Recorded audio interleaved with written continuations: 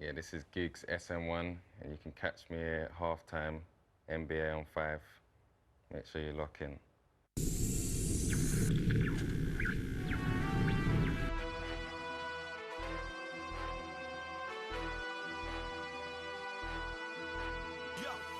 Got lazy, head up in the sky. No competition, the one to push by. Mixed emotion with falsified highs. Held by the crystal in my mind, like it was the microphone stand. Second time, keep that mind up like it goes inside. Second time, keep that mind up like it goes inside.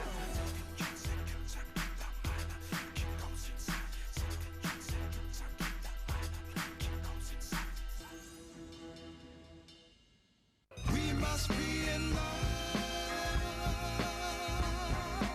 We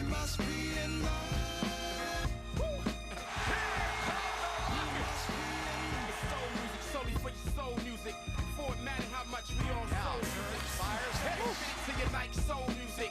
It's cheese grits with filet of soul music. This soul music sound good, don't it? He loads up and throws it there.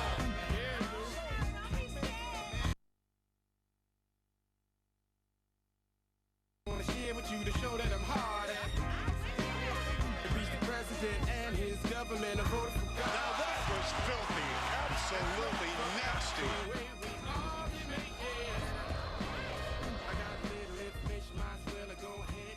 Welcome along. We are indeed live in just a few minutes' time. The high-flying Denver Nuggets and the Houston Rockets are still very much a team to be beaten. That's coming up in a moment's time. But as you saw at the top of the show, this is jam-packed. We've got one of the finest young hip-hop stars that the UK has produced in many a year. From South London, Giggs is going to be here. And also one of his fellow South Londoners at half-time as well, Lou Oldeng in conversation. All of that and these two. Because Andre, of course, my stalwart colleague, is alongside me as ever. Good evening, young man. Good evening. But look, our roving reporter has ceased roving. He's back. And he's back. A returner, and you've dusted up the set. It's looking nice. We decided after a while, you know, just get rid of all the clutter and the rubbish. I think right. And, you know what I mean, just clear the place. It was very strange. He went straight past us first, didn't even recognise we were here. And then went to call, Addy, where are this is us. Even had a 60-40 ramp for me to go up there. I felt like Evel Knievel. Fine, that's right, exactly, that's right. You went straight over the table there. You got to lick a speed up, didn't you? But this is why we got you in as well, of course, because, of course, you're out there in the world, and we'll be chatting about this a little bit later on, inspecting changes, because there are certain changes going on in East London, and you've been over there recently, haven't you? Having a look at the Olympics. Yes, it was fantastic over there. I had a chance to have a look at the site, and I've been there a few times. The first time I went over there, it was just a pile of dirt. The second time I went over, it was an organised pile of dirt. I think a more impressive pile of the previous dirt, yeah. But now it's actually taking shape. It's just looking wonderful, you know. I saw the bowl, and you see the aquatic centre starting to take shape. And just to think, in 3 years' time, you're going to have NBA superstars there. You're going to have people like Usain Bolt there. It's just going to be amazing. Be great. But of course, and I'm driving. I've been talking about this as well. We'll be trying to blag a couple of tickets on. Once again, and now suddenly the ulterior motive of Addy being back in it all becomes too clear, which seems very unfair indeed. But let's obviously we've got a game coming up in just a few minutes' time, as I point out. Let's catch up with some current form, shall we? Starting with the Nuggets. About those tickets. Carmelo Anthony and the Nuggets welcome the Timberwolves to town, and we pick it up in the third quarter when Melo is about to go off. Here it is, Melo getting a kick-out pass and nailing a three from the right arc, and Denver would be up 73-66. Then, with time winding down in the third, Melo drives into the lane, gets this circus layup to fall, and Carmelo Anthony has a new franchise record with 33 points in a quarter. In the fourth, Nuggets still rolling with a sweet little pass to Venus Caleza for the reverse layup. But this game would be close down the stretch, ladies and gentlemen. Al Jefferson gets the ball on the right post and nails the turnaround jumper, and Denver's only up 2. But J.R. Smith takes control, gets the ball in the left corner, drives to the basket for the layup and one. Smith only had 9 points, but those would be 3 huge ones, giving Denver a 5-point lead. And finally, Carmelo Anthony ices it for the Nuggets. Who else? Loses the ball, gets it back, goes in, lays it up. Anthony had 45 points and 11 rebounds as the Nuggets roll. Early on, Kenyon Martin turns back the clock to 2002 when he got up like that one. 15 points in the game for Martin. Nuggets rolling early here as they get it done on defense. Phillips gives it up to Carmelo Anthony. He's going to finish with the layup at the cup. Nuggets opened up the game on a 13-0 run. Warriors now off the out-of-bounds play. Carmelo Anthony with the alley-oop dunk, and Denver keeps it rolling. Third quarter now. Carmelo, what's he going to do? He's going to pull up, hit the three-pointer, knocking down the triple. 27 points for Carmelo in the game. You know, Denver got up early, never looked back, getting it done. Defense, turning it in to offense. J.R. Smith with a nice dunk, and Denver goes on to win 123-105. Rapper Ludacris was in Dallas to watch the Mavs take on the Nuggets, and it was all Denver early, ladies and gentlemen. Here's the lob to Melo for the two-handed slam on the alley-oop. Then Nene with the block. Dante Jones pushes it up and decides, I'm going all the way for a two-handed jam myself. Denver up big, 27-15 at the end of the first. And the Nuggets continue to roll in the second. Anthony with a nice layup there. Then, off the miss, J.R. Smith comes in from nowhere for the putback one-handed slam. And at halftime, Denver's up by 13. But the third belonged to Dirk Nowitzki and the Mavs. Here's Dirk, fadeaway jumper, it's good. Then, more Dirk. The Mavs work the ball around. Dirk open for three from top of the arc. Splash! Dirk had 16 points in the quarter, 27 for the game. Too much Denver, though, in the fourth. J.R. Smith with the baseline jumper. Then Smith again, three from the left corner. Smith, 17 points in the fourth quarter alone, and Denver wins. Nice time in Texas for them. This is the Denver team, 17 wins, 7 losses since Chauncey Billups turned up there. 20 games, 16 wins, 4 losses. It's looking nice for them, and this is the team that they're doing it with now, Andre.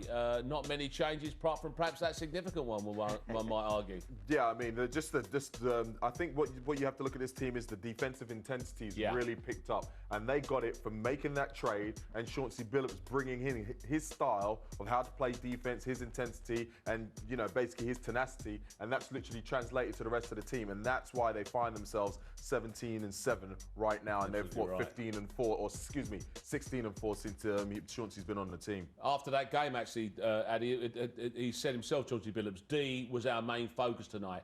And what's interesting hearing that from his lips, perhaps unlike Allen Iverson, you get the feeling that when Chauncey Billups has got a notion, he translates it down the line to his teammates, doesn't he? Definitely. I mean, what you get from Chauncey is his leadership. Yeah. I think that's the most important thing. And when you've got somebody who comes to a team who's been there and done it, they're all going to listen to him, and take his advice. And I think that's probably one of the most important things that he's going to bring to this team is leadership, especially down the stretch. Absolutely right. Well, there was that win there for him in Dallas. They're stuck in Texas. They're taking on Houston. This is how they've been going. Tracy McGrady back in action for the Houston Rockets as they take on the Golden State Warriors.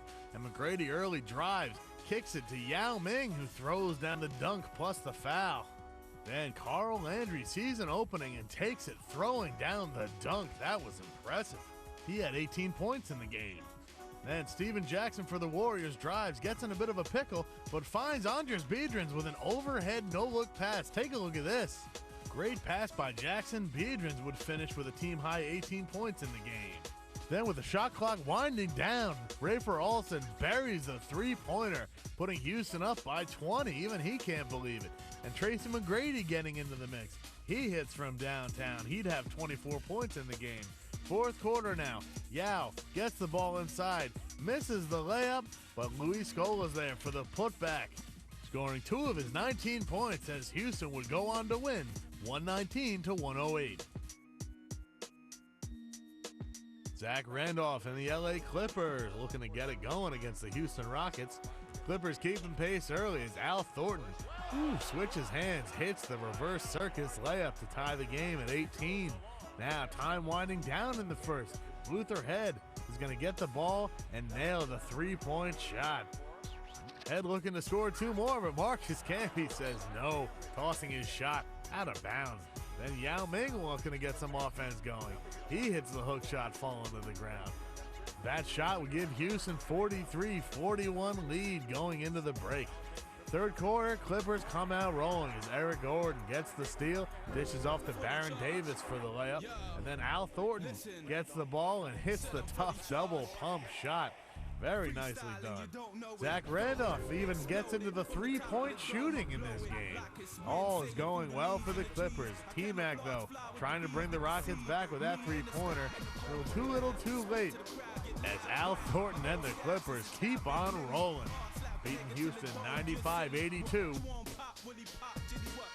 Life's never easy for Houston because of this division, and least of which, as we've discussed last year, really, we talked about in these terms, is it was tough when it was a three-way split between San Antonio, Houston and Dallas. That can lob New Orleans in the mix as well, and annoyingly for everybody else, look at Memphis, they've got a winning streak of 4 games. No, so when we thought San Antonio were down and out, look where they're at, sitting right on top. They're down and out on 15-8. Yeah. They'll take that down and out, wouldn't they?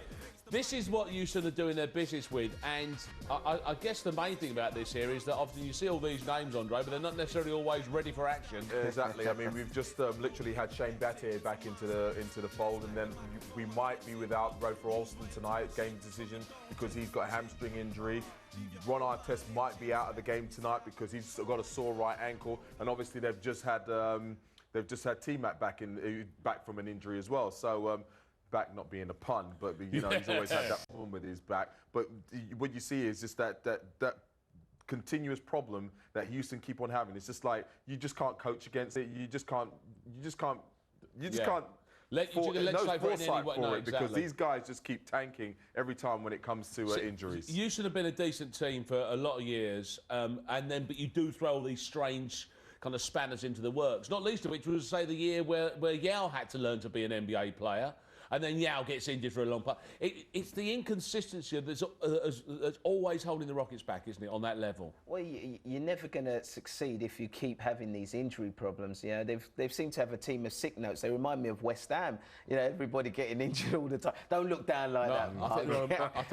I think they've got a winning record. Oh yeah. That is true. That is true. But no, they need to put a run of games, consistent games together with their leaders on the court. You know, and that's the only way they're going to get deep into the playoffs. But they're a hugely talented team. No, there's the rub, isn't it? Is that no one comes into a Houston game lightly, do they, Andre? Because of course the point about it is that they will be as good as anybody in the league on the night if everybody's kind of on the court and it just all fires. They've certainly got, as Ali says, the talent pool. Yeah, let's go back to the beginning of the season. The first few weeks of the season, they were on fire. They're playing really tough basketball, and everybody's like, yes, this is finally it. They've made the addition of Ron Artest. It looks like they're going to turn the corner. But at the back of everybody's mind is, how long will Yao Ming stay fit? How long will Tracy McGrady stay fit? And everybody was literally holding their breath waiting for this to happen. It's actually happening right now. And they need to do sort of like what San Antonio have done. They need to tread water until they can get those guys back in the fold and get playing decent basketball. Yeah. What I think is interesting is, as a team with so much money in the NBA, how can they not wrap their players up in cotton wool, find a way to keep them? That's the point I'm trying to make. You can't legislate for that. You can't make plans for, well, if this person's out for this amount of time. It just happens. You can't legislate for a guy, say, like Ron Artest, I think may also be down. Ron Artest arrives, I think, probably was an exemplary track record in terms of injuries, and he turns up in Houston and inevitably starts getting hurt. So but maybe you need to get some battering ram players, some players that can come on and run some time and give the stars a break. That's what they're doing. I mean, they've got guys like, Carl Landry that comes in for Chuck Hayes, Shane Battier, obviously he's come back, Brent Barry. They've got guys that can come in, but those are not the guys that are going to carry you for a duration of games when they're in starting positions. But back to the point again, and as Andy pointed out about leadership from Chauncey Billups. Chauncey Billups knows full well that don't take your eye off the ball against Houston. Yeah. Don't think this is an easy game for you because they're a bit bashed up. They would steal a win from you unless you're very careful, won't they? Yeah, and that's the thing. I always say that the dangerous animal is a wounded animal, and right now Houston are wounded and don't go into the game. And Chauncey's right. Don't go into the game lackadaisical thinking, we're going to roll over this, because teams that usually go on those kind of go into games with those kind of mindsets usually end up on the wrong side of the result at the end of the night. This is true, and of course the beauty of it is, and Denver have found ways with Chauncey Billups and to win different ways. Yeah. They're not a predictable team either, are they? So they can adapt to whatever's in front of them. Well, Chauncey's been there and done it, as I said, so he knows all the different ways. And this is the sort of games that he earns his money. You know, the games where they're banana skin games, games which you think you're going to win, and they could suddenly creep up with you, and in the fourth quarter it's close, and the other team sneaks a win. And now we're at a point where, you know, we definitely just heard through that, you know, no Rafer Austin tonight, and no Ron Artest. So therefore, it's very important that Houston actually come out of the gates. They're on their home floor, and they get great support from the guys off the bench, because they're going to need them tonight going up against a very hot Denver team who've won 4 in a row and looking for their 5th. Exactly right. But it is home court advantage, and Houston are certainly a talent, but it's going to be interesting to see how Denver go with Chauncey leading from point guard there. We've got the whole of that game coming up for you live now. And also, as the night goes on as well, action from during the course of the week. We'll be looking at details of that. And don't forget our South London motif coming up at half-time. One of the stars of the NBA and one of the stars of the hip-hop world will both be featured at that particular time. There's also news about trades, and he mentioned them last week. Kiss of death. A couple of coaches are gone. They were on your list. Yes. OK, let's go live now to our go live now to join our commentary team of Bill Worrell and the legend that is Clyde Drexler. There, he played at the University of Colorado. He's happy to be home. And doing a fine job, might I add. Yeah. Phillips has brought stability to this talented Denver Nuggets team. George Karl, a veteran of 21 seasons coaching in the NBA and just 3.5 seasons. Karl, 88 games, which makes him second all-time winningest coach in franchise history behind Doug Moe, the legendary Doug Moe, who's sitting down next to him as an assistant coach on the Denver bench. Yao wins the tip. Rockets will have the ball to start the game, fourth quarter. Now, Nene is only 6'10", but he's a great athlete. Battier right off the bat with a quick shot. Looked like they called that play before the game. Trying to get him involved. If he scores offensively, I think he's apt to score more during the game and look for his shot opportunities. Basketball is so different. You know, in football, they can script the start of a game. You can do that in basketball because you never know what's going to happen. Good point, Bill. I like it. But they did script that first play, it looked like. There's Yao Ming down low on Nene. Working it inside, gets a double team. He's fouled by Billups. Now that could help out Aaron Brooks if Billups gets a couple of early fouls. Well, check this out. Yao's working. He doesn't even know Billups is there. Yao's got to let that cutter clear before he makes his move. That time he got the foul, but normally that's a steal by Chauncey Billups. The officials tonight, Bennett Salvatore, James Capers, and John Goebel. Pretty good crew tonight. Yeah, we got a good crew. Capers another. There's Bennett. He's the veteran, and he did 14 playoff games last year, in fact, and the finals. So he is one of the top referees in the league. And James Capers, his daddy, is a long, Jimmy. What a nice guy. Yeah. 26 years, I believe, in the NBA. Seeing a lot of the Suns coming up. And that's a good thing. They got someone that can gain experience from. Boy, working that baseline, and wide open is Kenyon Martin. That's just Scola looking to help, took his eyes off Martin, and that's what the Nuggets do. They have players who require and command the double team. Denver won in Dallas last night. There's Battier going to the basket, lost it. Yao Ming lays it up. So he was the man on the spot. Yao Ming with his first or second basket of the game. First basket, second 4 points, 2 free throws. Yeah, Denver's won 4 in a row, Bill. They're really playing at a high level right now. Carmelo Anthony with the miss and the rebound to T-Mac. Outside of the Lakers, they have the second best record in the Western Conference at 17-7. Yes, they do. Lakers are 20-3.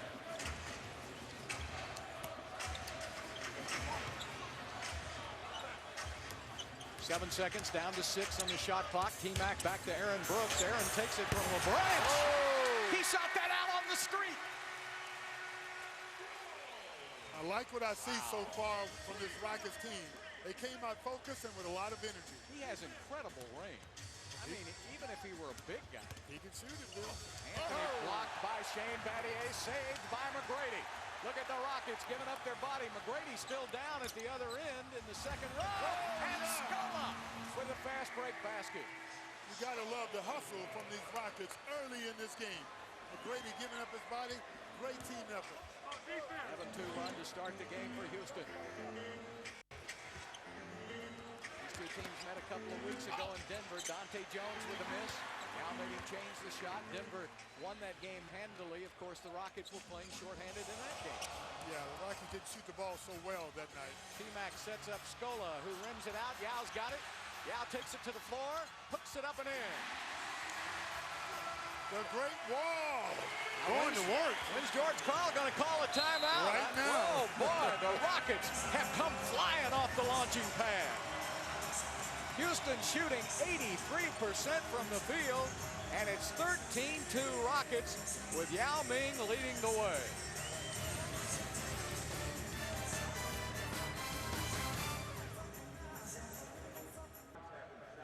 Supplies last. Call 713-627-DUNK or log on to Rockets.com to purchase your holiday pack. How about the energy the Rockets start this game with, Bill? A lot of it, and it's enough energy to play Lotto Texas for a chance to win a jackpot as big as the Lone Star State. Right now, the estimated annuitized jackpot, $6 million. So play Lotto Texas today. Maybe it's your lucky day. And check out the Nuggets trying to post Chauncey Billups. Yao Ming with a block. He's playing tall. The wall tonight. Up ahead to Scola. Scola goes right by. Kenyon Martin hooks it up, missed it, got it right back from him. Look at the hustle by Luis. He almost flew right out from under his wig. Oh, he's not wearing one. It's real. That was Matt Bullard wearing the wig. A lot of guys wearing that wig. T-Mac goes to Scola. A lot of contact. Scola gets it again. 5 seconds. Battier's got it and plenty of time to shoot it. Shot it too hard. Carmelo Anthony had a brilliant run during the Beijing Olympics. There's Chauncey Billups, and he can put the ball in the basket. Last time these two teams played, Chauncey was big. Yeah, Chauncey's great coming off that pick and roll. Sometimes he stops before he gets to the basket, as he did there, and he's very accurate from the field. He had 28 points in that first game.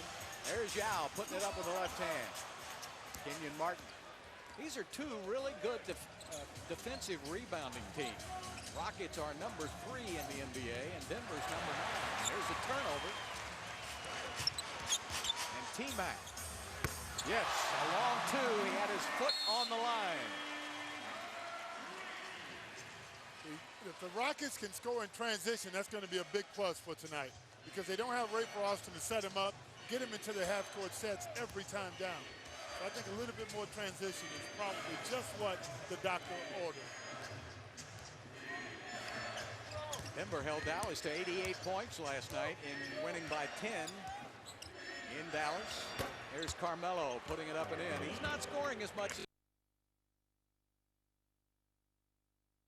game, but there's so much more to his game this season, and a lot of people say it was playing with Kobe and LeBron and Dwayne Wade at the Olympics. It really taught him how to play the game. Yeah, I think he's one of the best international players in the entire league. Really? Because of the way he plays. And on the Olympic team, he's very valuable. And he's matured a lot. As guys get older, they get a little bit smarter. Now with a turnaround over Nene, and he missed it. Well, remember, he played only 1 year in college, his freshman year, and he won a championship for Syracuse. Boeheim. Yep. Finally got Boeheim. See that game the other day? Syracuse? Oh, Yao was looking the wrong way, and T-Mac thought he was looking at him when he threw it away. The Rockets are number 11 in the league, just under 14 turnovers a game. Denver number 23 at almost 16 a game. You know, McGrady has great vision. He'll find you if you're open. Move by Nene was pretty good, but Yao was right there to make him change the shot. Yao's so effective. He's not a great shot blocker, but he changes a lot of shots, and they don't have a stat for that. Aaron Brooks got the ball passed to him. He said, "What am I doing in here?" You got Kenyon Martin on him, who's a good defender.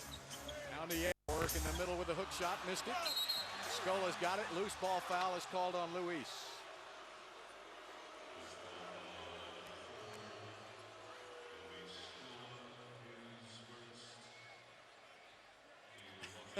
The incredulous look. Rick Adams is like, hey, where is the foul? There's Scola going for the ball. Where is the foul? You see his left arm kind of pushed Nene off a little bit. Come on, Nene weighs 270 pounds. On a good day.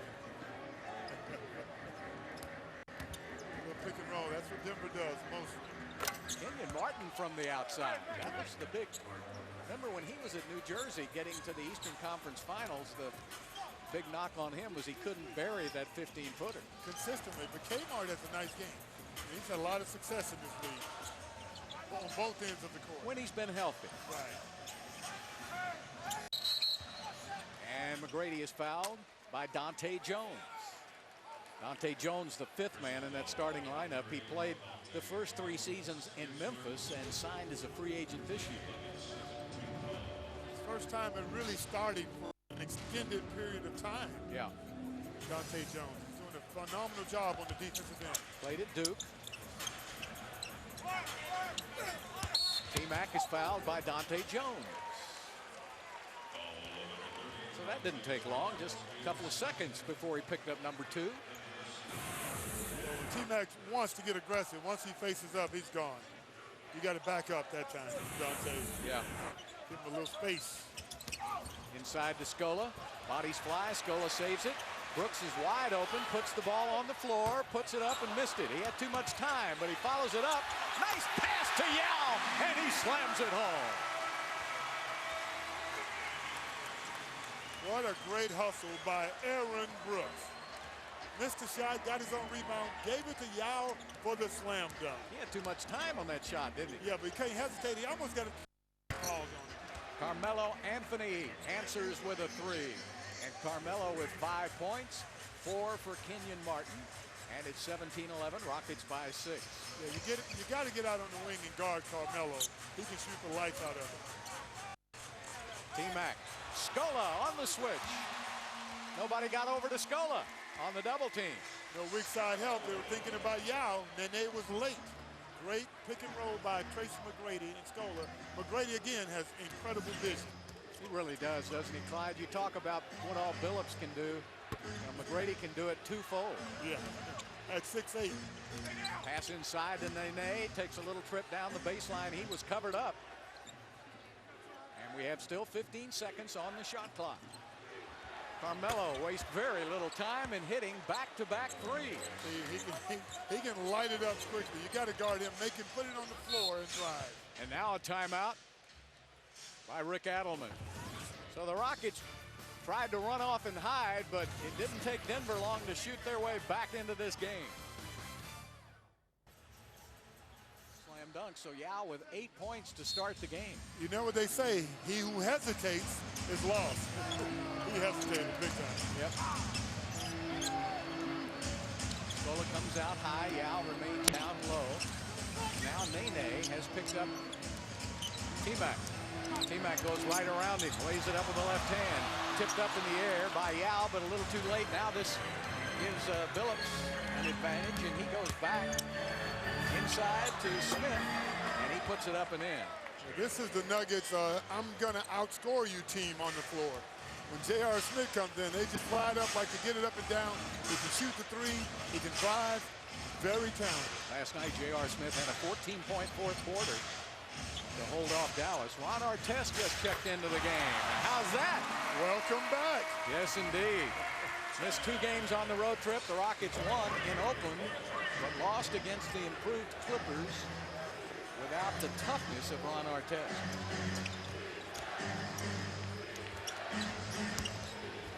Nene. Yao with him every step of the way, and on the weak side, there's Smith. J.R. Smith, you got to block him out. He's 6'5", but he can jump too. Very athletic. One of the best, really, offensive players in the league. He gets off. Yeah. Artest over to Yao. Yao puts it up, and goaltending is called. It has to be when a 7'6" guy is point blank at the rim. With the Yao with the jump hook. Look, Kenyon Martin going way up to get that ball. He doesn't think it's goaltending, but it is. Oh, it was close. It was close. 24-18. Billups. Points in the paint. Rockets dominating. 12-5, 12-6. Yeah, that's one of your keys. Must do that. Anthony had the ball blocked and a one-armed rebound by Nene. And Scola picks up the foul as Anderson and Kleza will check in now for Denver. Chris Anderson, you know, he lives in Iola, Texas. Native here. You recruited him, didn't you? At U of H, but he Went to Blinn. yeah, went to Blinn Junior College. Well, actually, he never played. He said he was going to play at Blinn, and then he never showed up. I think he played 1 year at Blinn. Did he? And then he took off and played somewhere, and then he was the #1 pick in that developmental draft. Very active, plays with a lot of energy at 6'10". Really a good athlete. J.R. Smith, this time he misses, and Yao clears it out. Aaron Brooks. AB pulls up, and that's the old Calvin Murphy move. There's no hesitation there. Stop and pop. Stop and pop. That's what you got to do when you're that size. Phillips down to Anderson, who lost the basketball. Artest will bring it back the other way. Lennis Kleza is guarding Artest. And McGrady will put up the jump shot. Missed it. Tipped up in the air. Yao got a hand on it. Kleza chased it down, but Yao knocked it out. Rockets shooting 50% from the field, 42% shooting by Denver, as Chuck Hayes will check in for Yao Ming. Boy, in 10 minutes, Yao with 10 points and 3 rebounds. Yeah, dominated the game on every angle. You know, a lot of intimidations on the defensive end. He's a great start. Phillips and Aaron Brooks, J.R. Smith and McGrady. Nuggets run that little pin down. Nothing special about it. Ball knocked away by Hayes. Brooks back to T-Mac to the rack. And he goes sprawling again. 9-2 run by Houston. T-Mac is stretching out tonight, literally. He's been on the floor as much as Chuck Wepner. And there's Anderson. Had it blocked.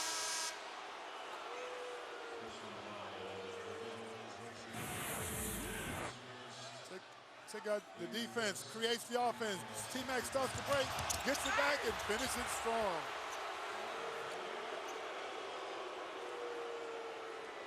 Oh, that's pretty clean there. Where was the foul?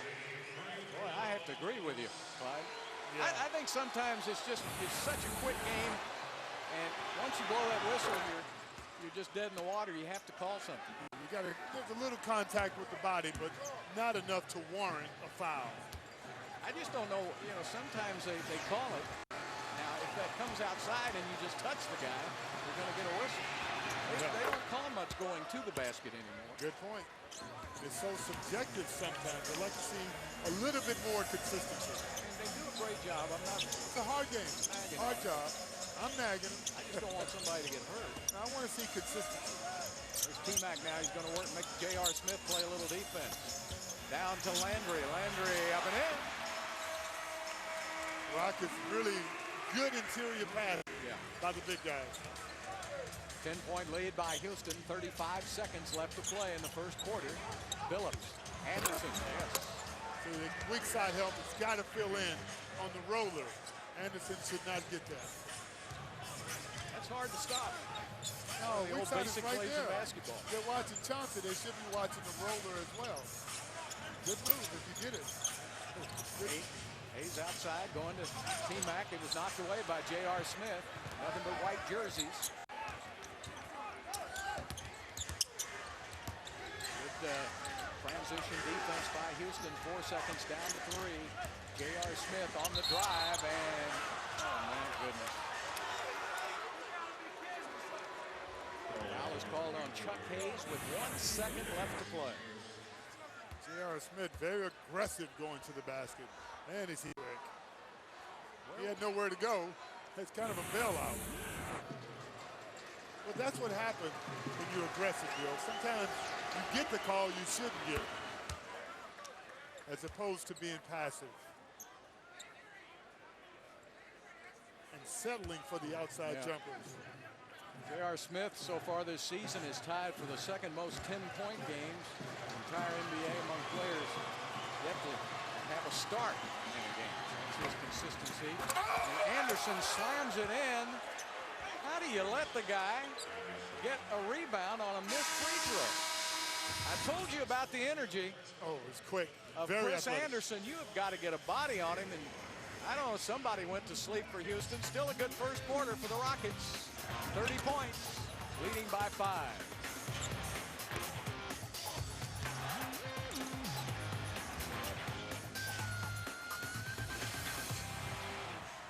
High octane stuff indeed, which is appropriate coming from Houston, of course. That's where that gear comes from.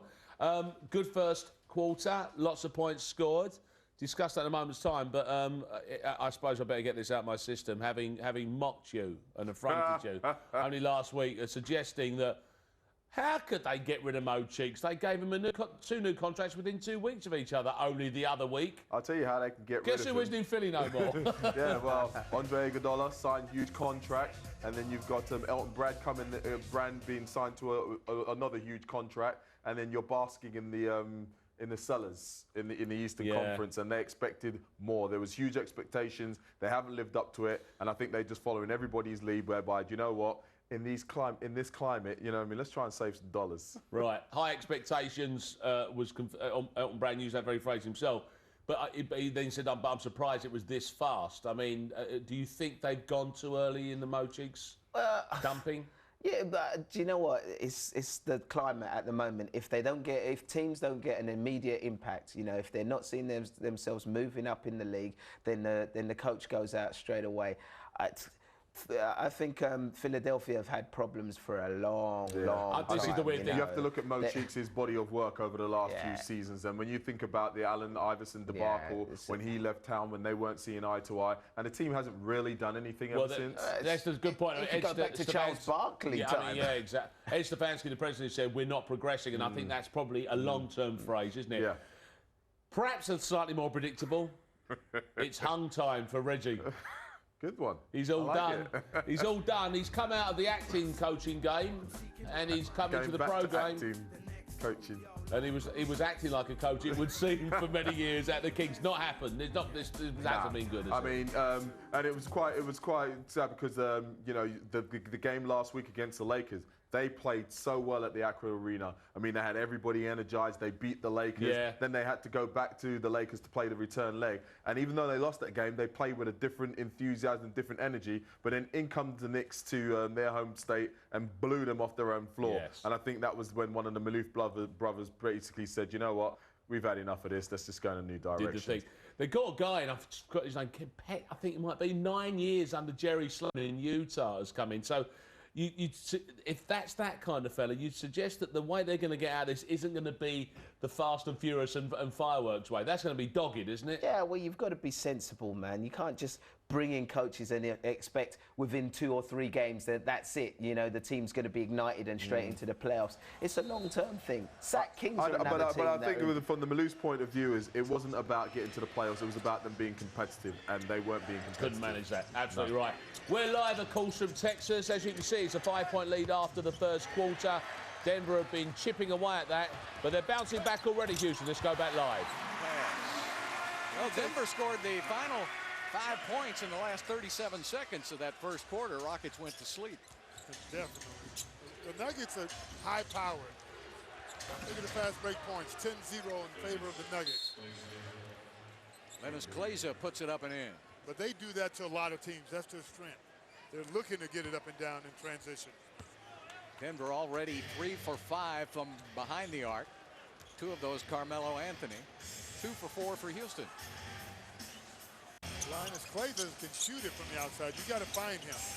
Make him a driver. Now Kleza is stuck on Aaron Brooks. Brooks will go to Artest, who has the smaller Anthony Carter on him. Fall away by Artest, and Carter with a foul. I like that little move by Artest, because what he does is he puts his arm through 2 defenders. There he is driving strong, splits them, draws the foul, and still has a chance for the 3-point play. Watch how he puts his arm out. See that? He gives his arm to the defender, knowing he's going to take it. That's just a good veteran move by Ron Artest. That was called on Kleza, rather than Carter. And Ron will miss. Ron missed the road trip, the 2 games, with the sore ankle. And he pronounced himself fit and ready to go tonight. He's coming off the bench. He's not starting. And once everybody gets healthy, that may be where he comes from off the bench, as they'll start Shane Battier. Yeah, but you know, we'll see when that day comes. It hadn't happened so far. Got to get a full complement of players at some point in the season. Kleza from way downtown. Imagine how Rick Adelman thinks. Well, it's who's in there at the end, really. Exactly. You get one healthy guy, someone else goes out. The good thing is you have the depth to withstand injuries. Artest, it rattles, won't go, and Anderson gets it out to Billups. Billups will pull up and shoot. He's missed a big shot. Yeah, when he does that, you got to, there's little a defense can do when he does that. They're just so much better with him. So was Detroit. Yeah, that was a trade, Detroit. I just couldn't understand that trade. Iverson is not the scorer he used to be. No. Billups is still the do-it-everything guy. And, when you go to 5 straight Eastern Conference Finals, you don't mess up a team and give away your best point guard. He and Anderson, him and Hamilton formed the best backcourt in the East for many years. Richard Hamilton. Yes, indeed. Billups will go to the bench now. Artest giving it up inside to Hayes, kicked out of bounds by Denver with 1 second on the shot clock. And now all of a sudden, it seems like when Yao goes out, the Rockets offense does not have anybody to run through. Because they don't really have a legitimate post threat. And so now they're just trying to rely on their ball movement and their sets. Air ball, that will be a 24-second violation.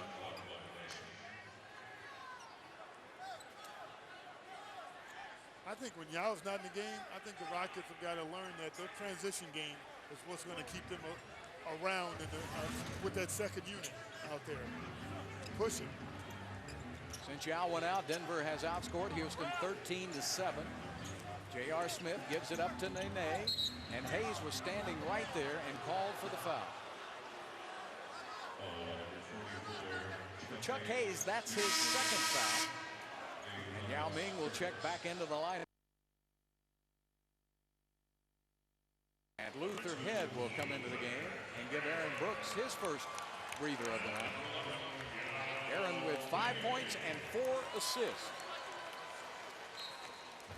This is going to be interesting. Luther Head's been playing well when he's been called upon. He's got to run the point right now. Nene to the basket, and he slams it over Yao Ming. A lot of frustration on that slam dunk by Nene. Game tied at 33.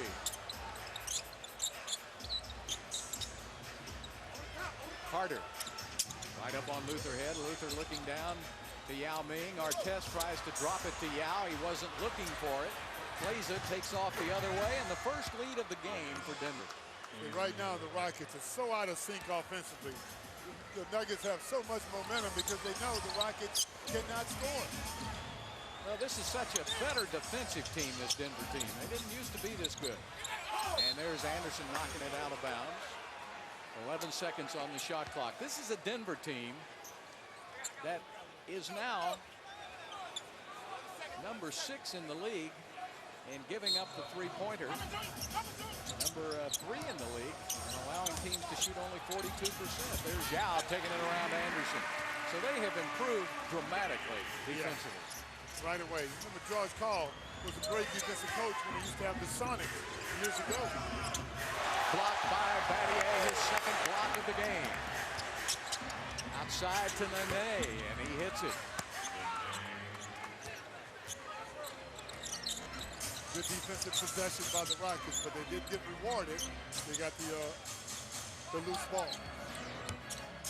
Test from the corner with a long three-pointer, and the Rockets get the lead by 1. You gotta love Ron Artest. Oh boy, he's gonna give you whatever he has. Yep. I like that in the player. 9 points. Claza walked all the way to the basket. Took an extra step. He traveled. Took off from the three-point line with no dribble. Yao gives it right up to Luther Head. Back to Artest. He missed it. And look at Carter out jump Yao for that basketball.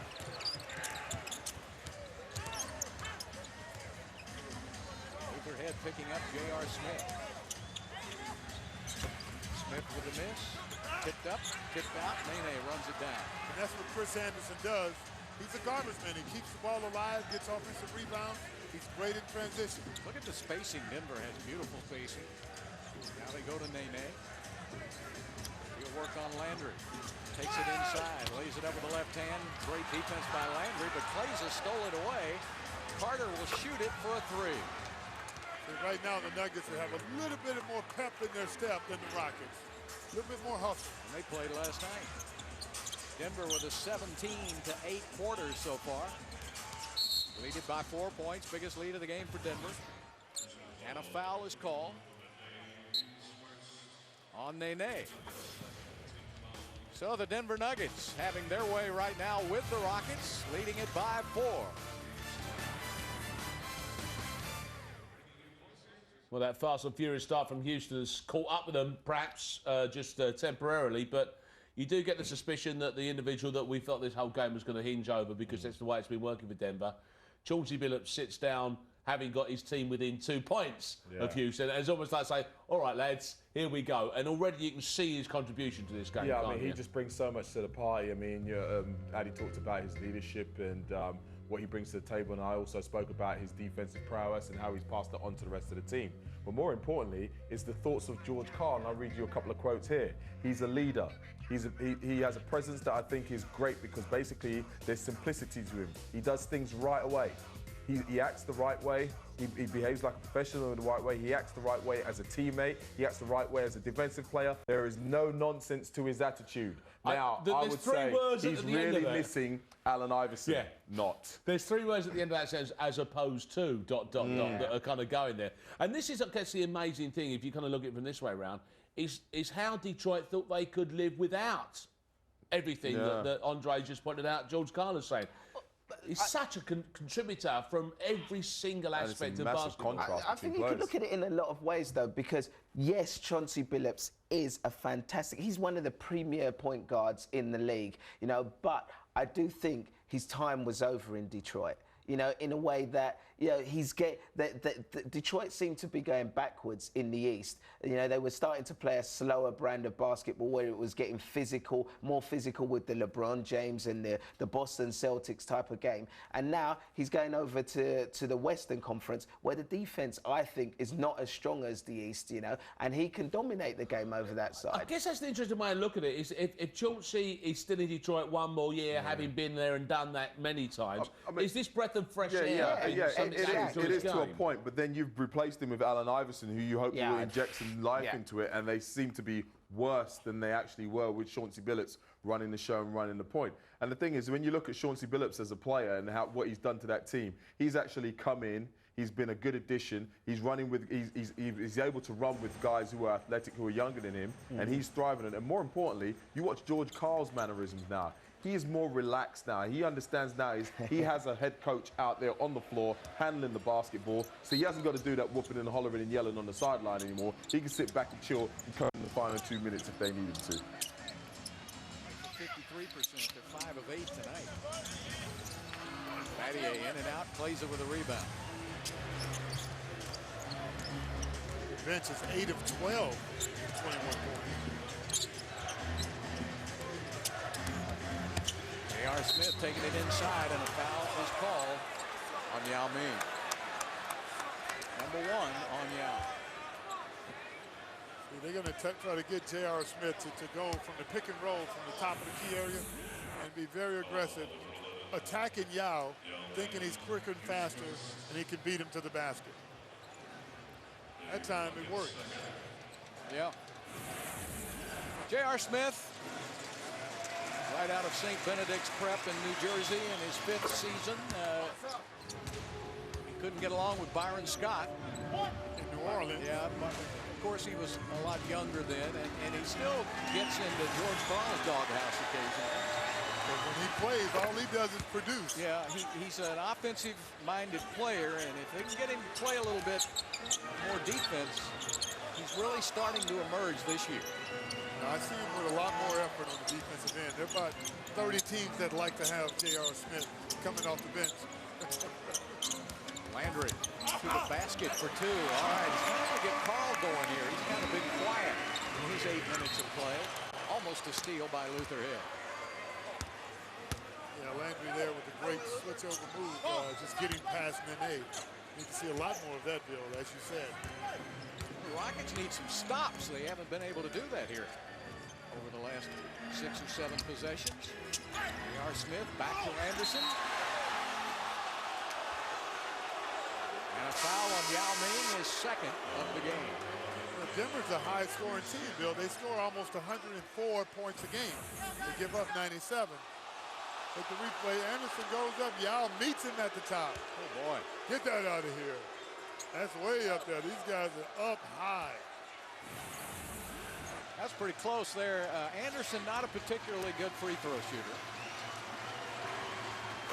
He's improved a lot this season. Chris was in the slam dunk competition 3-4 years ago. Did pretty good for a guy 6'10". Leads the league in tattoos.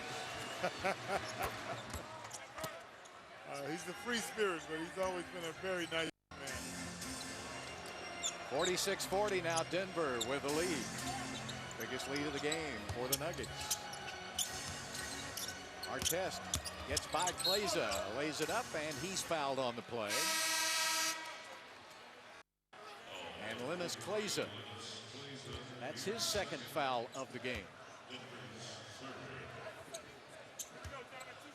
So Yao's now protesting a little bit to Bennett Salvatore. He said, Bennett, you just took a block away from me.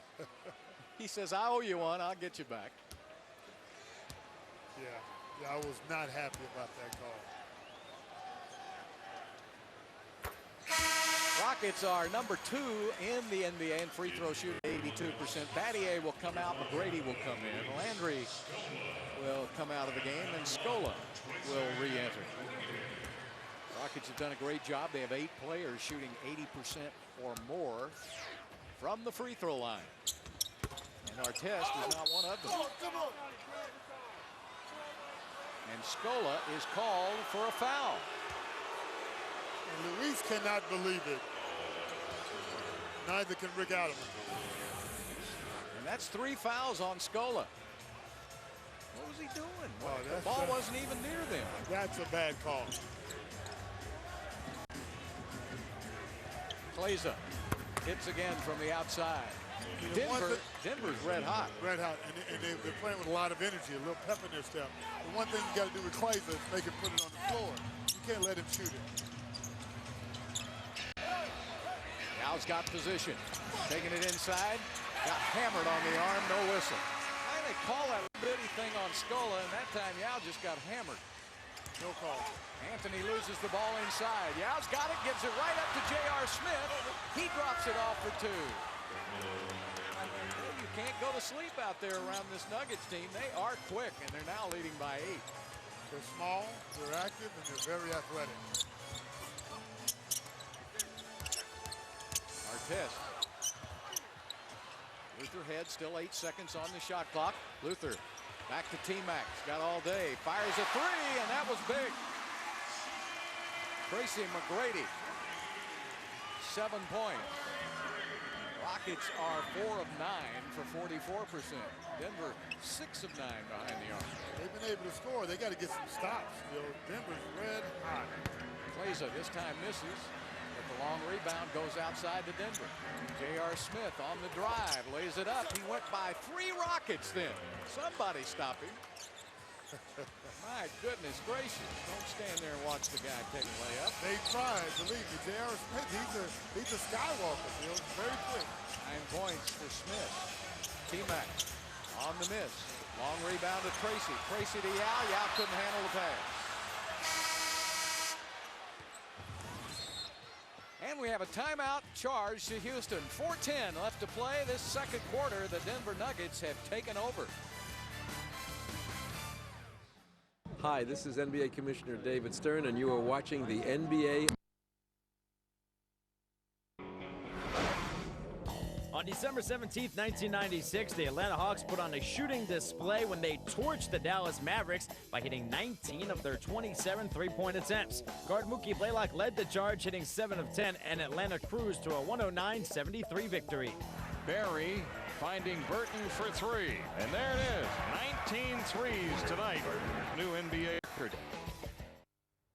Yeah, this day goes back to a classic. We've got a classic out there as well. Obviously, Georgie Billups. Philip from London's just emailed in as well, though. There is another vintage point guard knocking about somewhere, and I kind of think it's like the Stephen Marbury Memorial Towers he might be living in. Steve Francis is there somewhere, isn't he? Yeah, he's still on the roster. He's actually still on the roster for Houston Rockets. I mean, he's not off the roster. We've actually been trying to see if he's actually sitting there in a suit or if he's actually in uniform. My guess is in a suit.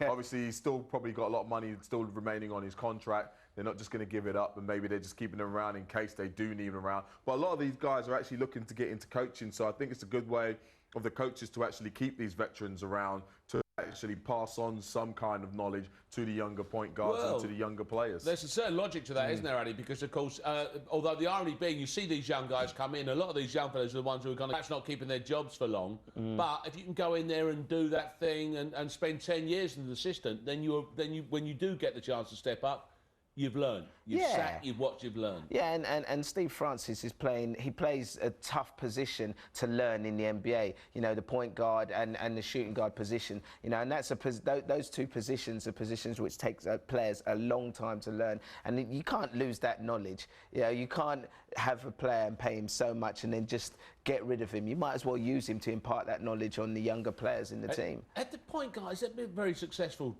coaching ratio swap over. Avery Johnson obviously did it, didn't he? We know that. So you got Avery. Because I thought the point guard was good. The point Eddie makes there, point guard mentality, does that make sense as a leader? Oh, well. So we're not exactly batting 1,000 there, are we? In this quarter, 10 of 15 from the field for the Nuggets. Rockets have got to find a way to stop him. And that's traveling on Kenyon Martin. Well, since the Rockets had that 11-point lead, Clyde, Denver has outscored Houston 49-31. And as I said earlier in the broadcast, you don't want to get into a running contest with the Nuggets. You want to control the tempo, use your height advantage, go back to Yao Ming on the inside. Very productive in the first period. Landry, Artest, Aaron Brooks, and Yao Ming, along with Tracy McGrady in the game. Nene, double team on you. Looks, puts it on the floor, attacks the double team, and a foul on Kenyon Martin. Actually, he attacked a triple team. Well, he's the only one that's been scoring on the offensive end. Take out y'all double team, backs up, and attacks it. Smart move. See, Nene, that's the sin. He gave up the baseline. Yeah, you never give up baseline. To Yao. Coaches tell you to put your foot on the out-of-bounds line so they can't get by you. Here is the Aaron's upcoming telecast. And it'll be Friday night, the Sacramento Kings. And I'll tell you, that young team has played very well lately, although the coach still got fired, Reggie Theus. Yeah, you know, sometimes you think it's a coach. A lot of times I think it's the personnel. You let Phil Jackson go coach that team and see if he can do much better. You got to get some players on the floor if you expect to do well in the NBA. How about 6 players, 6 coaches losing their job early in the season? And I guarantee you the replacements won't be much better than the guys who were fired. That's not to say you shouldn't change, but you should give the coaches at least until the All-Star break. 8-point lead by Denver and Yao. Dribbled it out of bounds. Yao trying the NBA spin move, but lost the handle.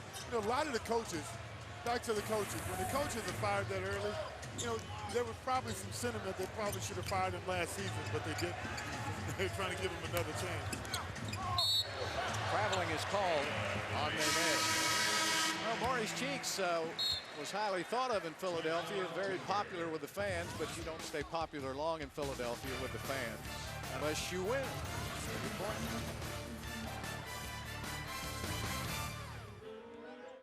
It's still, to be fair to Houston, there was an opportunity there for them to think, oh, it's not going to happen, and they lay back and taken it. But they've grafted, which is, again, I suppose, is something that you want to add to your dimensions of Rockets. Yeah, you're on your home floor, and then they've got this the guy out there that looks like Ron Artest that wasn't supposed to be playing tonight. And we were actually told it was a game day decision and he was going to play. Didn't start, yeah.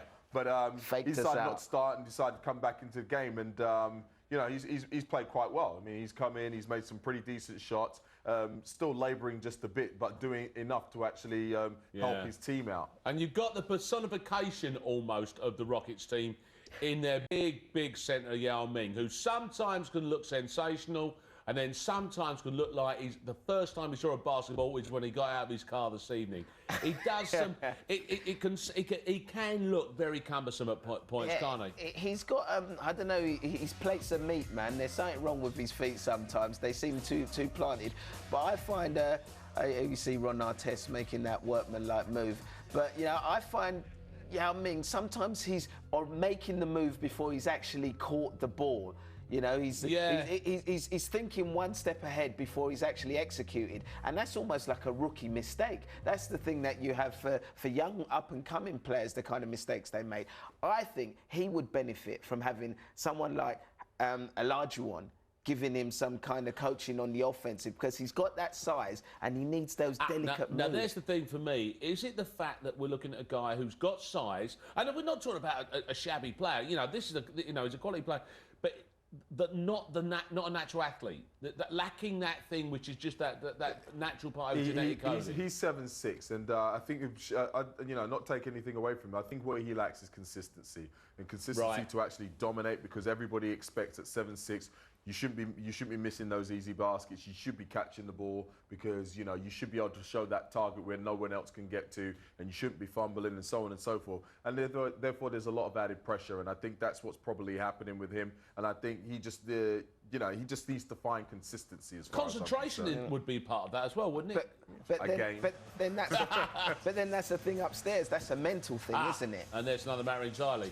Okay, that's character assassinated Yao Ming. You're probably going to get 50 points tonight now, won't he? You know, the ability to keep your confidence even when you're struggling, that's what the good ones are always capable of doing. That's right. All right, Aaron Brooks working on Chauncey Billups. Out to McGrady, top of the key, hit it too hard. Yao tips it to himself. Yao takes it inside, and an offensive foul on Yao Ming. Another flop, this time by Nene. All the contact, and the first time Yao goes forward, they fall down. You got to have some consistency.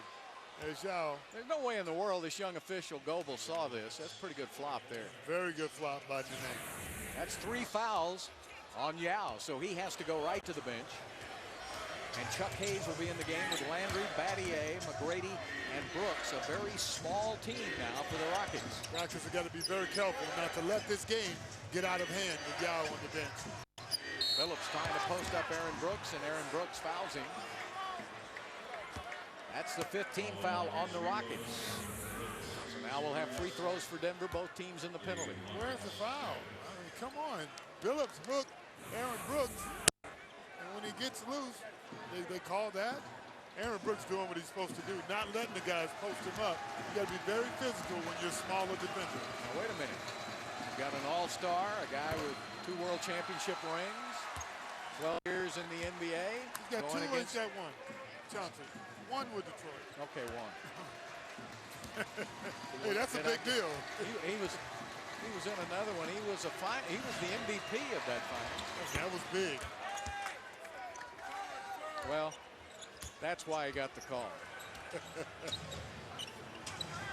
Wait till Aaron gets to his 11th year. Aaron Chauncey's in his 12th year. Yeah. And let me tell you something. He's deserving. AB to the basket. Puts the spin on it, won't go down, and Battier knocks it out of bounds.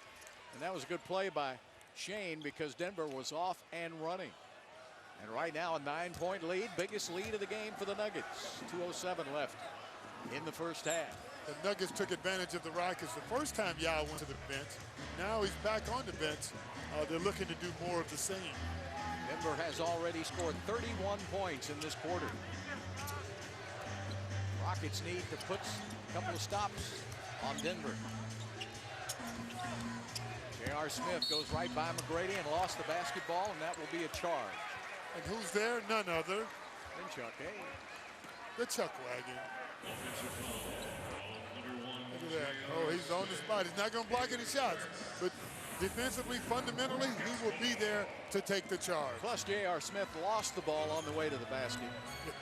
Because he saw Chuck. There's nowhere to go. Rockets need to score now. They put it in the hands of McGrady. Carmelo Anthony right out on T-Mac. Now they switch. Kenyon Martin's got T-Mac. McGrady back to Carl Landry. Landry leans it in. Good, tough basket by Landry. We're going to need some offensive production from Landry in this game if they're going to compete. You're right. They've got to get some offense somewhere else. Yeah. Carmelo got it. Can score just about any time he wants to. Yeah, that's too easy. Shane's got to get in his face, make him uncomfortable, make him turn his back, put it on the floor. Aaron Brooks lays it up and in. So Brooks is just too quick for Chauncey Billups. So, you know, he's got to take advantage of his strengths as well. Aaron with a steal. T-Mac gives it up to Aaron Brooks, taking it in on Kenyon Martin, and he's fouled. He'll shoot two. So Aaron Brooks using his weapon, and that's blazing speed. So I got Aaron on the shot before. Whoop, goes by Chauncey Billups like he's standing still. No help from his teammates. And that started with Aaron Brooks got the steal from Chauncey, and then he finishes in transition. I like to see the aggressiveness by Aaron Brooks. When he's aggressive, I don't think there's any better or quicker point guard in the league. He can put up points in bunches. When you're a young player, Clyde, he comes off the bench most of the time. Whenever he has started, this is the third game here he's had to start. He played very well. He's acquitted himself nicely. Yeah. All he needs is more time. You know, by the time his third year rolls around, I think he'll be seasoned, primed, and ready to go. All right, the Rockets have it back to within 5 now. They need another defensive stop. Ball is loose in the middle. And Nene goes for the slam. It's not there. McGrady ends up with a basketball. They can go 2 for 1 if they want a quick shot. That's what McGrady will do. Yes. He hits a 3. Tracy McGrady. Difference of about 4 seconds now. Shot clock, game clock. The Rockets have run off a 7-0 run down the stretch. Final 2 minutes of the quarter. Rockets fans want defense.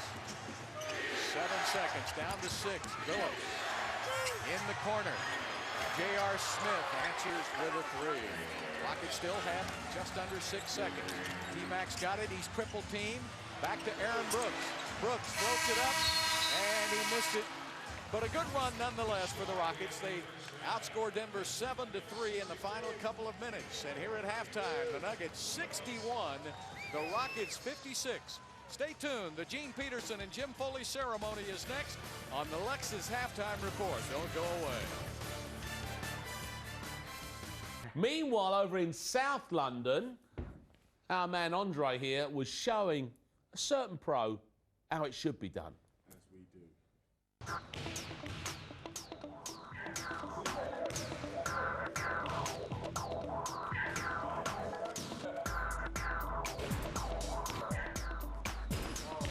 We ain't spoken to you all year. It's been quite a while. So, you know, just catch us up with what's been going on with you because you've been missing, man. Where you been? Yeah, I've been the contract going. You know, got that done. Just it was a long year for us. You know, the team struggled. We had injuries. We had players traded. We had new coaching staff, and it's just been a lot going on. You know, it's a lot to catch up to. So. All right, so let's go back to one of the points you just made. Congratulations on the huge reported $80 million contract. Why did it take so long? Why has it been such a long, drawn-out process? I think, you know, last year, a lot of people were surprised, you know, that, you know, we turned down the offer, which is 57 for 5 years.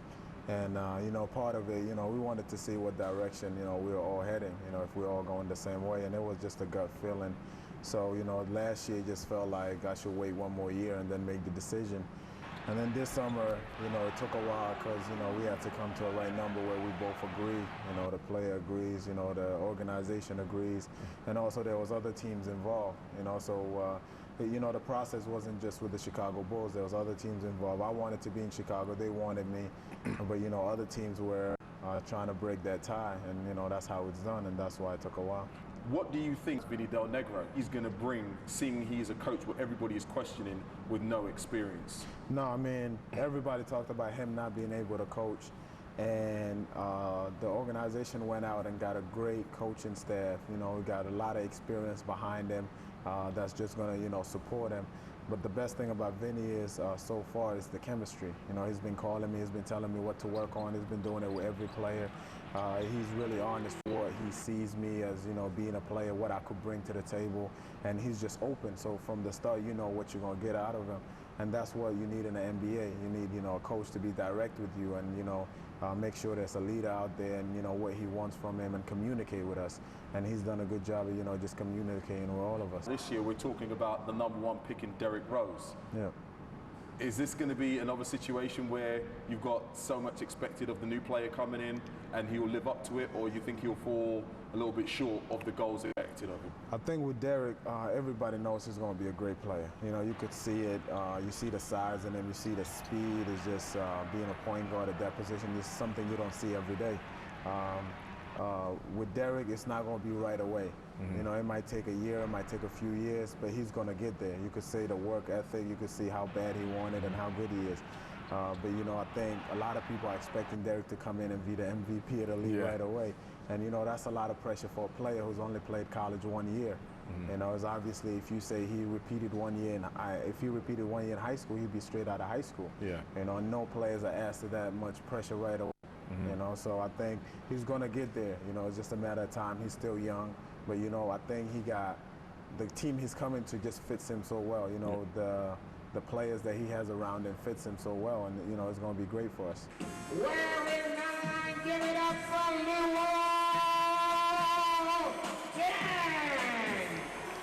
I'm so excited with the GB because when I was younger, and this is really great for all the youth here in England and all the kids that are playing basketball, and for more kids to watch basketball and get into it. You know, that's the most important thing. I think we have a team that, you know, kids could stand behind, you know, and be proud of and follow. You know, we now in Division A, you know, with the A group, and we're going to play the best teams, and I really think we're going to compete with them. We haven't done this before. This is my quick fire round, right? I'll give you 2 words, and you tell me what the best one is. All right, you ready for this? Give me 2 words. I'll give you 2 things, and you're going to tell me which one you choose. All right, so let's do a trial. Okay. Burger or fish and chips? Burger. Okay, so you just come back to me quick like that, okay? So we just done that one. All right. NBA 2009 or Madden 2009? NBA 2009. What team do you play with on that? I play with Phoenix. You play with Phoenix? Yeah. Okay, interesting. Halle Berry or Jessica Alba? Halle Berry. Okay. New York or LA? New York. Tight jeans, baggy jeans? In between. Hip hop or R&B? Funky house. Nah. You gotta come back quick, 1 or 2. Hip hop. Trainers or shoes? Trainers. Braids or an afro? Afro. Golf or tennis? Tennis. Ankle swingers or flares? Huh? What? Ankle swingers or flares? Ankle swingers? Yeah, you know, like, you know, pants that come way up here. Or No, flares? no, Which flares. one? You go with flares. The Bill or the Wire? The Bill. The Bill. You don't watch the Wire? Nah. Yeah, it's been the I hottest don't thing on even watch the Bill. You don't even. Oh, so you just choose Bill. Yeah. Football or soccer? Soccer. Okay, and here's the question to kill all questions. Chris Paul or Derrick Rose? Derrick Rose. Yeah, you go for I'm trying me. to put you on the spot. Yeah. Thank you for always giving up your time to join us. No, thanks for having me. Always a pleasure. Appreciate it. And my producer has actually got a little something for you. Oh yeah? Because you always like give us your time. You know, all right, you don't talk to us during the year, but you give us your time anyway. I like But gifts. the producer actually, on his own, went out and got you something. You and Mutombo? That's nice. Yeah, I should have took the picture from the other side though. Where's my face? I mean, Hey, it's not all about you. It's not all about you all the time. Nah, this is nice. That's nice. I don't even have this picture. Yeah, I remember you saying it, so we wanted to say thank you. I can't believe you don't have the picture when you were first drafted. Unbelievable. I don't. Now you do. This is nice. Very nice. As usual, thank you very much. And that's just Five's way of saying good job. Got the money. Other sports are always going to complain, you know, and I think it's fantastic. And as you said, you know, the basketball at the Olympics is going to be a showpiece. We could possibly have Lord Deng against LeBron James in the final. When you think about the whole Olympics as a whole, basketball is the most watched sport outside of the track and field, out of all the events that are going on in the Olympics. So it does make sense to actually have a team that's in part of the biggest show. Well, we've got 3.5 years to debate whether should we get the money or not, and no doubt we'll use that time up. But for now, we've got more pressing matters, which is our second Live from Texas history, John. Our commentary team of Matt Samsel and Matt. I do apologise, wrong guys. It's Bill Warren and Clyde Drexler. Now, 6 of 11 from the field.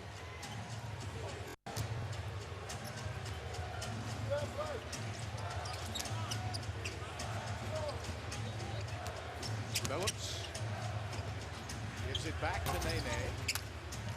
See that little pick and roll, that's going to be the all day because Yao has to protect the basket. Nene's going to be the roller. He's going to be open all night. Well, if he shoots all the shots, we're in good shape. Scola takes it inside, and he's fouled on the play. And Nene picks up his second foul of the game.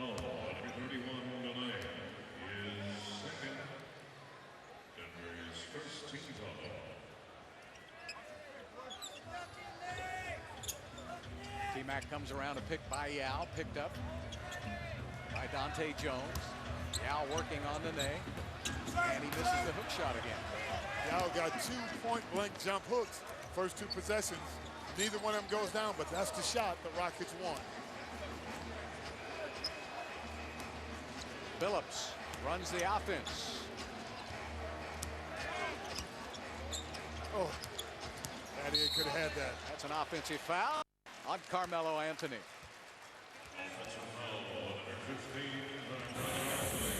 So you got Carmelo pushing off. Battier with a great defensive position.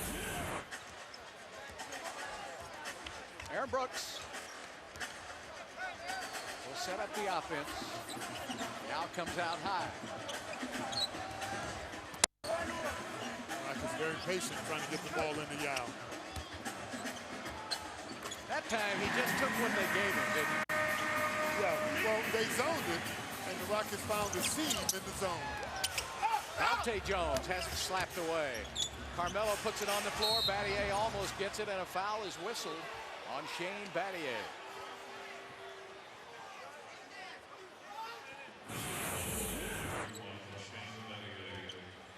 So Battier, first foul on Shane. He says, wait a minute, it's one thing to get the foul, but I don't want to get stepped on too. Well, that's what's going to happen because he's on the floor about as much as anybody in the league. Yeah, he goes down, he hustles. Charlie hustle. He will go after it.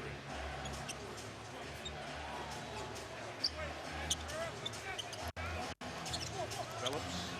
You notice there's not near as much dribbling anymore by Denver. No. And that's what Phillips brings to the team. Well, Dante Jones steals the ball away from Tracy McGrady. Carmelo takes it inside, lost the basketball, and a foul is whistled. And down on the floor is T-Mac. He called the charge. I mean, the foul on the charge.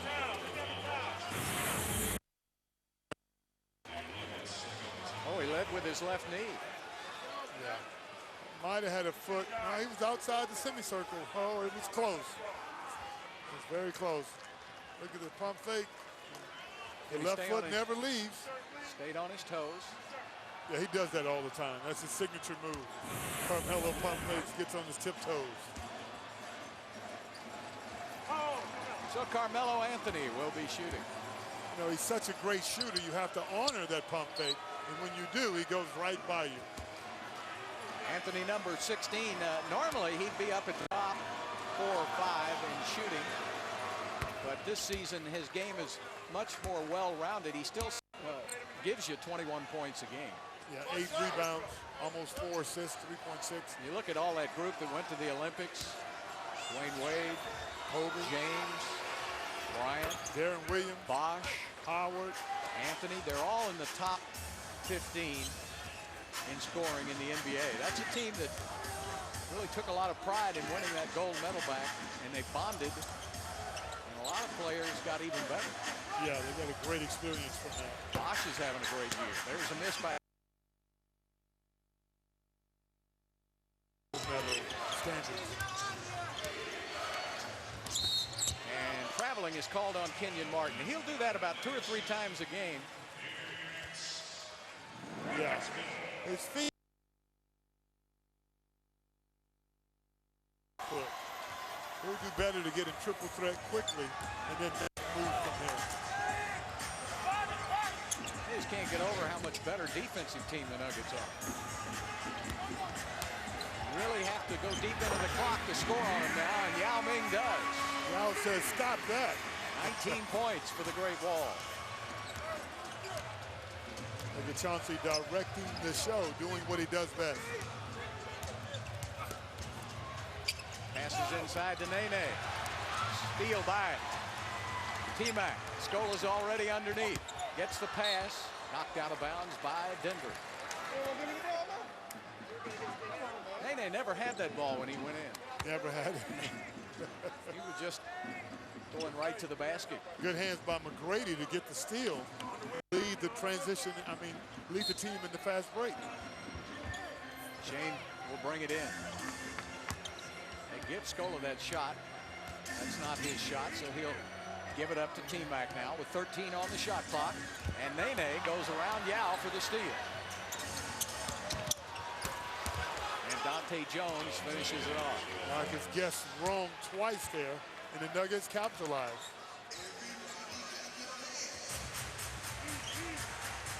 Four-point turnaround. You don't get the basket, you give up an easy two. And now Dante Jones with the foul, reaching in on Tracy McGrady. That's the third foul on Dante Jones. Check it out, McGrady faces him. Dante reaches, he's just giving him some bait. That's how you bait the young players. Show it to them knowing they can't take it from you. Draw the easy foul. You didn't do that, did you? Oh, 1,000 times. I used to give him my whole forearm. They'd always swipe at it. AB all the way back to McGrady. Nice extra pass to Battier for three. Great ball movement by Houston. Yeah, when the ball moves like that and the feet are set, they're very dangerous. Carmelo with a quick release. Last time the Rockets scored a three, he answered. There's contact in the back, no whistle. McGrady gets around Jones, takes it to the basket for two. Almost an afterthought. Right back to Dante Jones, to Nene, and he blocked his own shot on the rim. And it's Houston's ball. Nene never got control of that. No, never got. You see how quick the Nuggets got back, though, on the other end? And we're going to transition. Nene had a layup and a dunk, but blocked himself on the rim. That's a highlight. Rockets with a chance now to tie or take the lead with a three.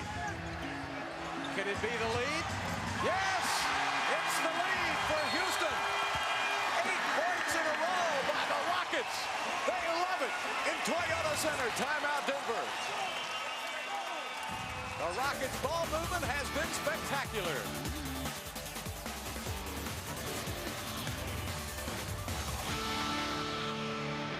Explosive, but he's quietly having a big impact on this game, not just through his scoring, but his passing. He's leading almost like Chauncey is. Trying to take it in, he does, and Denver reestablishes the lead. Just going one-on-one against the Rockets post guys. Great move by Kenyon Martin. Scola back to T-Mac on the isolation with Dante Jones. T-Mac off to Yao. Good catch by Yao. Tracy McGrady doing a lot in this game very quietly. He's got 8 assists, 8 rebounds, and 12 points so far. This is what he did in Oakland, his first game back on the road trip. Billups with a miss. Good defense by Houston, but Nene runs it down. Carmelo Anthony takes a little tour through the lane. And a tough pass to Nene, who pointed at somebody else, but it was off his hands.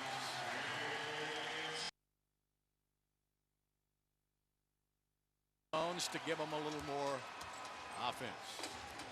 Great hand by McGrady. He's the one who created that turnover. Scola looking for T-Mac. J.R. Smith right on him. T-Mac goes by him and he creates the foul. And Tracy will go to the line. He has become much more active here in the third quarter. Yeah, it seems like he's picking his spots to take over.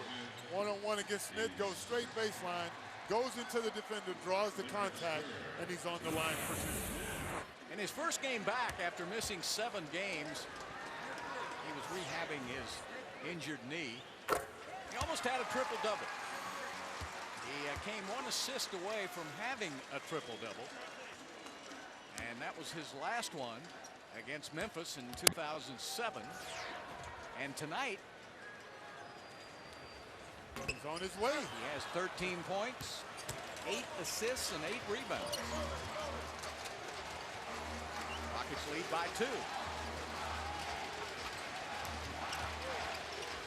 J.R. Smith, I think Tracy got a piece of it. He blocked it. Blocked it cleanly. Aaron Brooks. Yes. AB for 3. And the Rockets on a 14-2 run. When Aaron Brooks makes his move with no hesitation, he is tough to stop. Oh, he's got a great rotation on that basketball. Yes, he does. Battier backing up Carmelo Anthony. Now Anthony on the attack. Getting a rebound. Nuggets are out rebounding 17-4. Offensive. Battier down to Yao. Yao for 2 and 1. Boy, did he do a super job of shielding off Nene with his off arm. That's what a postman does, doesn't he? That's what a postman does. He holds his ground. Great pass from Shane. When Yao gets it in that low, he's planted below the goal. It is tough to stop the Great Wall. That postman always delivers. You got it. The second chance opportunity so far has been the difference, I think. As I said earlier, the Nuggets outscored the Rockets 16-4 on second chance opportunity. Rockets bump the lead to 6. Anderson back into the game now for Denver. Sets a pick for Chauncey Billups.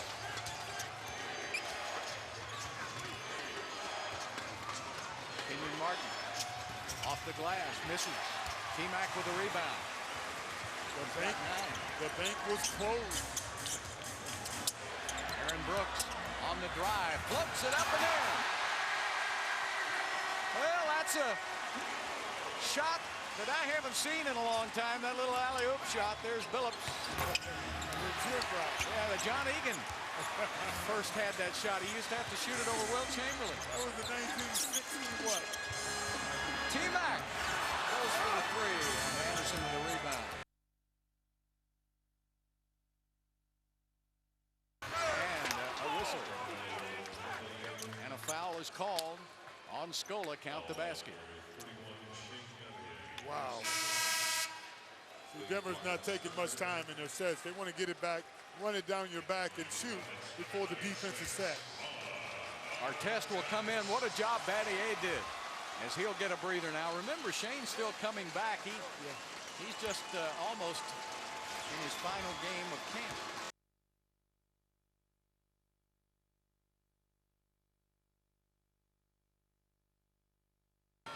He's also, doing a pretty decent job on Carmelo. He's got 8 points so far in the game. Yep. Battier. 79-74, Rockets by 5. Now to Yao again inside point-blank range, and Yao just working him over inside. Rockets are going to ride their big horse. Great play calling by Rick Adams. Phillips. Yao came out.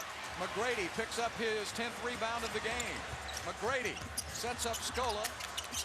Back outside, AB for 3, and he missed it. Tipped outside, and a loose ball foul is called on Scola.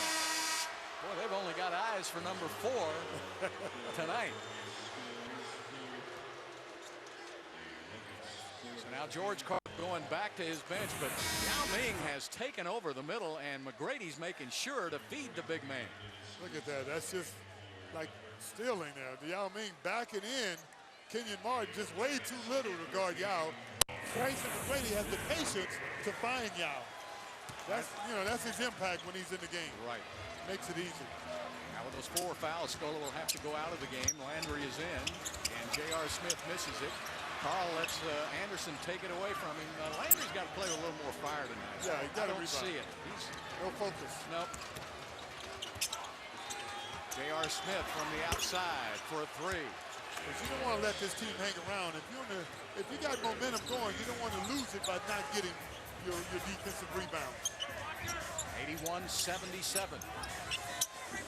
T-Mac got it. Long 2 for Tracy McGrady as he answers J.R. Smith right over the top. T-Mac now with 15, 11 rebounds, and 9 assists. J.R. Smith.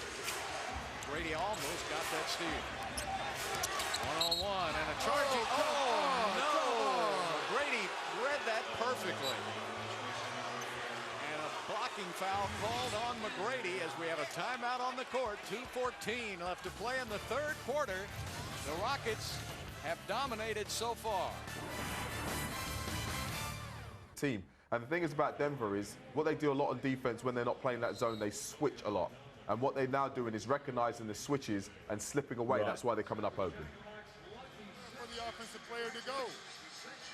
That's pretty hard. That's a pretty close, tough call. But look at Smith. JR puts his left arm out. And T-Mac outguessed him. He was there. So the offensive player really had nowhere to go. So the only other thing for Tracy McGrady to do is move out the way and just let him go by. There he is, 1 assist away from a triple-double. Well, George Karl, it didn't take him long to get his bench back in there. This is the team that took over in the second quarter. Yeah. Kleza and Smith. With Anderson. And Billups stays in the game. J.R. Smith has 71% free throw shooting. Nuggets are number 13 in the NBA in free throw shooting at just about 77%. And he missed them both. Warrell didn't. I can brag on him. You're the best in the game. At jinxing the opponent. That's something to be proud of. Down to Yao. No whistle, and Yao Ming looks down at Chris Anderson and says, "Get up, young man. Quit flopping." That's a triple-double for Tracy McGrady. This is T-Mac's 4th career triple-double. We got a lot of games left. Anderson hits from the wing. He's really developed that little stationary jumper. Embarrassed him then. They made him take it. He knocked it down. 1.5 left to play in the third period. Now comes out high to set that pick for McGrady. T-Mac goes up, misses. And the rebound saved by Kleza to Anderson. Now to Billups. Carried that ball. Yeah. Anderson takes it inside. Yao is right there. The Great Wall standing tall. 85-79, Rockets by 6. Trying to bump that up on this possession. AB puts it up off the rim, and it's knocked out of bounds. So Carmelo Anthony will check back into the game with Anthony Carter. Pretty good numbers there. And we're still in the third period by McGrady. Yeah, Billups and Kenyon will check out for the Nuggets. Rockets will have a fresh 24 to work with. Dangerous pass. McGrady saves it. He's got AB open in the corner. Not anymore. Now he shoots it. And he missed it. He missed it so badly that Landry was able to get it. Now they reset the shot clock, but I don't think it touched anything. No, it missed the whole rim, so they should not have reset it, and that's the reason the referees are conferring. The fortunate thing by missing it so badly is that Landry was able to get the rebound. This timeout brought to you by Corona. So you're saying this is like the game of golf. You're only as good as your misses? Yeah, that's right. Well, if that were really the case in the NBA, you wouldn't be around very long. Not at all. All right, now the Rockets will have 13 seconds to get the shot off, and T-Mac will bring it in. Anderson is leaning on Yao Ming. Aaron Brooks gets a lot more spacing. He gets a double team. And all the way in the corner, Artest with a great catch, puts up the shot and missed it. Tipped outside to T-Mac. Now to Yao, back outside. Rockets will set it up with a fresh 24. Good hustle by Houston. Now they'll have a difference of about 7 seconds, shot clock, game clock.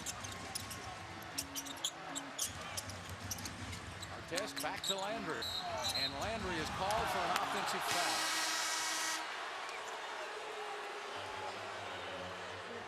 It's amazing how the referees can see these fouls. Because a lot of contact. Carter has 2 hands on Landry. They don't see that. No. They just see Landry getting him off of him. Well, it was another pretty good flop by a veteran player. You know, if you get somebody leaning on you and you flop backwards, sometimes even the veteran officials will call it. Yeah, but you got to call that first foul. He had 2 hands on Carl Landry, and there was no foul. 10 seconds left to play in the quarter. Rockets would like to get a stop here. Phillips outside, knocked away by Aaron Brooks. 1 second left. Phillips puts it up and short. Great defense by Aaron Brooks and a great quarter. Denver led by 7 with 8 minutes left in the quarter. Houston then ended on a 25-12 run to take the lead.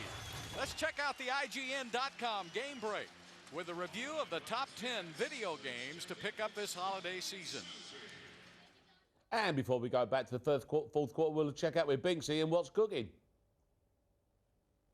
Thank you, Mark. Yes, we're at the halfway point. You know, we just look at a few of the names here, but there's a lot obviously going on about that third name there in the Eastern Conference in the forwards is E, of course, Yao's fellow countryman. Not exactly setting the world alight in New Jersey, but of course, because we're talking about a democracy here in terms of voting, China have backed their man. Or can you say Sports Personality of the Year award? Oh, here we go. Back to that old Olympian, chestnut. I think you can, Andre, but that's neither here nor there, is it? Really? What about my man Lewis? Yeah, no, I thought he'd win it actually, but that's another matter entirely. But we'll go through some of these other names now, and of course it's a stellar lineup. But I think this is the great thing about it. I mean, you cannot argue, can you, Eddie, with the numbers?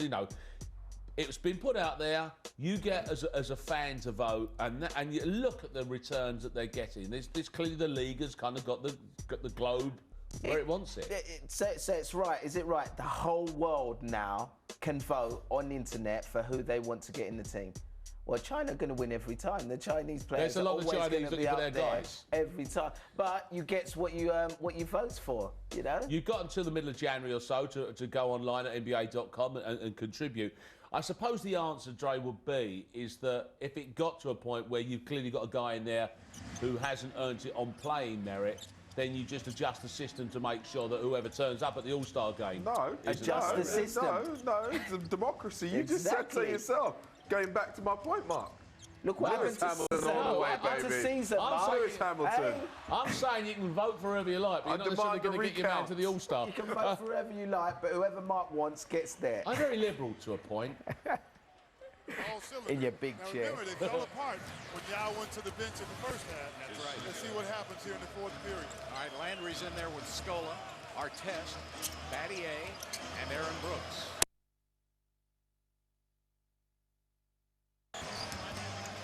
Carmelo with the jumper. Off the mark, run it down. Oh, look at the quickness of Aaron Brooks. Oh, yeah, getting a long rebound. That's the guard's responsibility. All right, so nobody to post up now. Scola will do the honors on Anderson. Back outside, Aaron Brooks gets a good look. In and out won't go. What a tough luck shot that was. 2 in a row. In and out. The 6-point swing.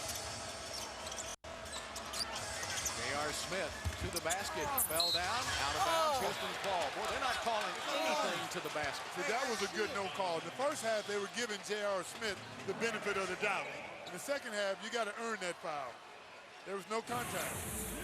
He's driving. He has nowhere to go. Well, nothing happened. The difference between J.R. Smith and Clyde Drexler, you would have gone ahead and dunked it. Yeah, right. 85-79. Aaron Brooks gets it down. Left-handed shot. Knocked out of bounds by Houston. A little long. Hook shot just a little much.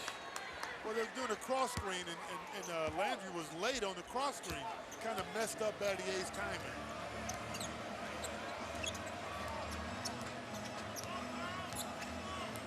Anthony Carter yo-yos it out front.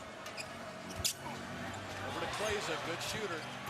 Yeah. Can't leave him open. Never leave him open. Make him drive the ball. 13 points for Linus Kleza. Only a 3-point Houston lead. Again, their offense is sputtering with Yao Ming out of the lineup. Artest has to shoot a jumper. A tough shot. My goodness gracious. Go to his left. Over a big man, Chris Anderson, 6'10", who's a great defender. Wow. Tough shot. Artest with 12. So that's the game, isn't it? The good players make shots, and you win games when they do. Carter taking it inside, and he was able to float it up and in.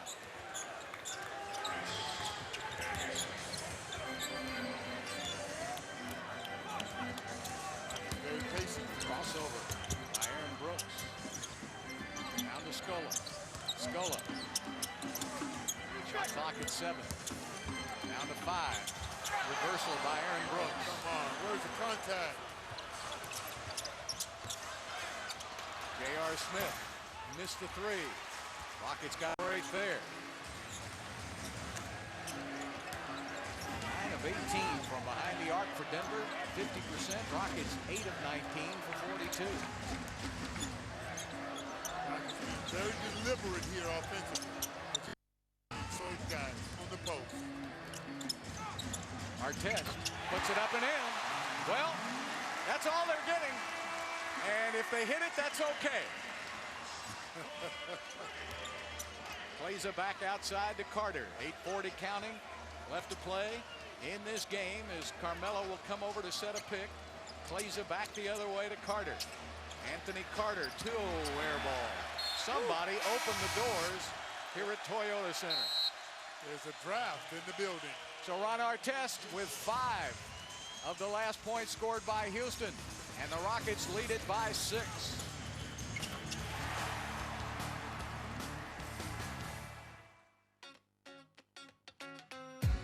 The champions continue to look like champions in the nation's capital, destroying the Wizards 122-88. This victory gave them a 21-2 record and the best start in Celtics franchise history. Andre Iguodala and his Sixers visited the Fortress in Cleveland, only to find themselves well beaten by the King and his Cavs 72-88.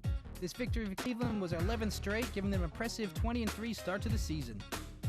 Zach Randolph returned to his old club in Portland and enjoyed his return, finishing with 38 points and 11 rebounds. The performance helped the Clippers to an impressive victory 120-112. On Saturday, LeBron James visited Atlanta, confident of extending his team's winning streak. But it was Mike Bibby who stole the show, finishing with 8 assists and 24 points, leading the Hawks to a 97-92 victory and ending the Cavs' 11-game winning streak. Dirk Nowitzki led the Mavericks to a 103-99 victory against the Thunder. He erupted for 48 points on the struggling franchise. Great quotes in relation to a couple of those games. Mike Bibby said, "I didn't come to watch LeBron, I came to play," which is a very decent point. And Ed Tapsott, the coach of the Wizards, said, "You saw the best team in the league. And in case you weren't watching, it wasn't us, it was them." And they sit atop at 23-2, and we, you know, okay, look, they're not really getting a lot of competition in their division, but already they're warming up, Dre, as arguing, answering the argument. Can they repeat? Yes, they You've got to say could. that they're the strongest team in the NBA right now. I mean, they're just doing it by committee. It's not just one guy. Everybody's chipping in from the bench, especially. And what I like about them is just their nose-to-nose defense. They just know when to stop people. Yeah. And I think that is where the Lakers are faltering right now, because people have figured out they're just scoring points. Now it's all about what can you do defensively. The Lakers are stumbling at that hurdle. However, Cleveland and Boston seem to be the better of the 3 teams defensively. There's a game with a bit like we might see some action later on. Just only the other night. So again, it's like, guys who we saw kind of come of age in the championship here have now got that experience under their belt. So in theory, it could and should be a stronger team, arguably. Yeah, I think they're better this year simply because, it was a giant monkey off all of their backs. A lot of their players are now playing without pressure and they're playing free. Yeah, it's very true. Here tonight. And a feather in the cap if they can get it over this tough Nugget team. Shane Battier with a basketball out top. Down in the corner to Brooks. Brooks looking underneath. Landry comes out to set the pick. Here's Brooks driving to the baseline. Throws it off in the corner and away out of bounds. He tried to get it in the corner, but he could not do so, and he'll turn it over. Rockets have held their turnovers down this year. They've done a very good job at that overall. And a good job tonight. That was only number 11 in the ballgame. 90-84, Rockets by 6. Carter again out top of the ball. He's looking down that right corner. They're trying to find Carmelo Anthony. He's been quiet so far with our test on him. Now it goes to Smith. J.R. Smith's going to drive to a basket. Nice pass inside, missing the shot. Great key But a play. foul. Shane, he fouled him, but he prevented a dunk. He absolutely had to foul him, and Anderson will go to the foul line for 2 shots. Here comes Yao Ming back, and Luis Scola will take a seat at the 7:55 mark. Rockets on top by 6. All right, free throws coming up for Anderson here. He'll get a couple. I think Rick Adelman's Portland teams lost once to Chicago, once to Detroit. George Karl's Seattle team lost to the Bulls. Yep. Jerry Sloan's Utah Jazz lost to the Bulls twice, and I was a bit mistaken on what I said. Don Nelson never had a team go to the finals. Isn't that amazing? That is incredible. As long Conference as he finals is the best that Nelly has ever done. Never got past the conference finals. Boy, Anderson missed that free throw by a mile. You know, he is the consummate three-point shooter, and of course the free throws are a different item. He makes 1 of 2. It's 90-85. Houston 7:50 here in the fourth. Again, Aaron Brooks on the dribble to the left side of the ball. Yao Ming setting up there. Anderson pushing and shoving all over Yao to get it cross court. Back again, left side of Brooks to Yao. He's about 16 feet away. They're doubling him up. Yao Ming with a double team. Nice cross court pass. Looking at Brooks. He's driving the baseline. Got him a teardrop. No, he throws it away instead. It's safe by the Rockets. Landry, but he lost it out of bounds. And I think it's a 24-second violation on Houston. It is. 7:31 here in the fourth. 90-85 Houston. Chris Anderson out of the lineup now. Nene back in for the Denver Nuggets. Boy, he had some first-half dunk over Yao Ming. Boy, did he ever. Nene, of course, injured all of last year, didn't play, but he has been a big factor along with Chauncey Billups, and I haven't seen him tonight. You know, I didn't check the roster. We were so busy earlier. Is Billups out of the lineup tonight for some reason? No, he's played 29 minutes so far through 3 quarters, you know. I'm a little surprised he's not in there. J.R. Smith with the ball outside, driving on Battier, takes it all the way to the hole and throws it off in the corner. Going to get a foul on Shane, but no free throws. It was a dish off. Out of bounds Nuggets. Carter will throw in far side. And here comes T-Mac off the Rockets bench at the 7:15 mark of this fourth quarter. T-Mac with a triple-double already in his basketball game. And Shane will take a seat. They could just get everybody back at one time. Wouldn't it be nice? Now Rafer Alston out with a hamstring problem. Here's Smith on the dribble, taking it down the middle. Challenges Yao Ming. Unwisely so. Yao blocks the shot. Smith, however, gets it right back. 5 seconds down. Get out. Rockets for a rebound. Back we come the other direction. That one missed by Nene from the right corner. Again, Aaron Brooks, cross court to McGrady left. Down to Yao Ming. This time he's one-on-one Nene. Posting him up and he's fouled Nene. Let's see if he goes for it. That'll be borderline. He may or not be shooting. We'll see. And he is. No, he is not. It's out of bounds, Houston. Just the first team foul in the first 5 minutes of this fourth quarter. Well, thank you, fellas. I really enjoy that. Gene Peterson, 33 years of doing the voice of the Rockets on radio, and Jim Foley. They're so good. So much information on the radio. Jim Foley, of course, the first 15 years with the Rockets was the PR director. Then went to the radio in '87. There's T-Mac with a 3. It's off the mark, and Klaiser with a rebound. A steal by Artest, and he puts it back in. Wow. Well, he has the nose for the basketball, Juan Artest. He never give up. Just so tough, Clyde. Never gives up on the ball. The Rockets lost in L.A. to the Clippers. They just weren't tough enough going down the stretch, and they really missed Artest in that game. That's why the Rockets brought him in here. That's right. Short. Rebound. The Rockets defense now starting to control that perimeter. Artest has all 7 points in this quarter for Houston. Come up big. Look at McGrady running the show from the point position. Already with a triple-double. Down to Yao Ming. He's got position. Oh, yeah. Oh, that's money in the bank. Oh, that's so easy. The Rockets going to the big 3 here in the midway through the fourth quarter, and they're getting it done. Chauncey Billups from the parking lot with the miss, and McGrady with his 14th rebound of the game. 94-85, Rockets by 9. 5:35 left to play. McGrady almost has it stolen, dribbles it away. Now they're looking for Yao. He's got Anthony Carter fronting him and coming over from behind the weak side. You got to be weak side passes. Yeah. Anthony will shoot it for 3. He saw Aaron Brooks coming out on him, and he He went for the shot. And they're not looking to set up. They're just going to run and gun and outscore you. Yep. So the Rockets have to be very careful not to have turnovers. They lead to easy transition buckets by the Nuggets. Good point. The Rockets had 13 turnovers and 16 points scored by Denver. Aaron Brooks bobs and weaves all the way to the basket. How about that guy? And Nene says, who is this guy? 16 points for AB. Anthony again with that quick release. This time he misses. Yao runs it down. Yao Ming, what a night tonight. 30 points and 6 rebounds for the Great Wall. Brady will let a little air out of it. 4.5 minutes left to play in the game. Rockets up by 8. Yao sets that pick for T-Mac. T-Mac sets up Artest. Get in there. Oop, too hard.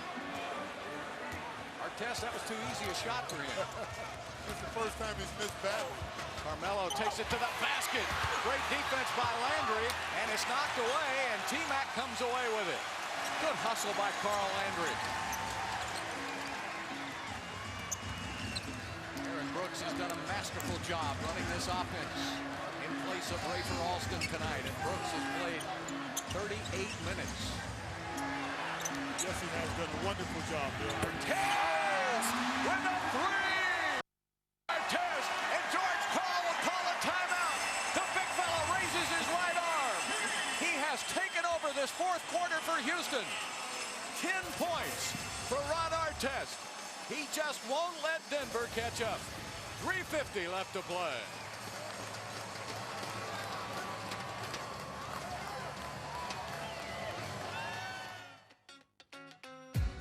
Interim coach Jay Triano was hoping to lift the fortunes of his Raptors side over the Hornets. It was James Posey who would sink them, though, with some decisive shooting, where he hit 6 3-pointers and finished with 20 points as the Hornets won 99-91 and moved to 13-7. On Monday, the newly acquired Bobcats' Boris Diaw would debut in Atlanta, finishing with an impressive 25 points. But there was too much Joe Johnson as he hit 28 points, sinking the Bobcats their 7th straight loss and improving the Hawks to a 15-9 record. Back to our game, though, don't you think? Because this is a real thriller. It's not necessarily the kind of game we expected to see, but it's certainly elements of it that we hope we would.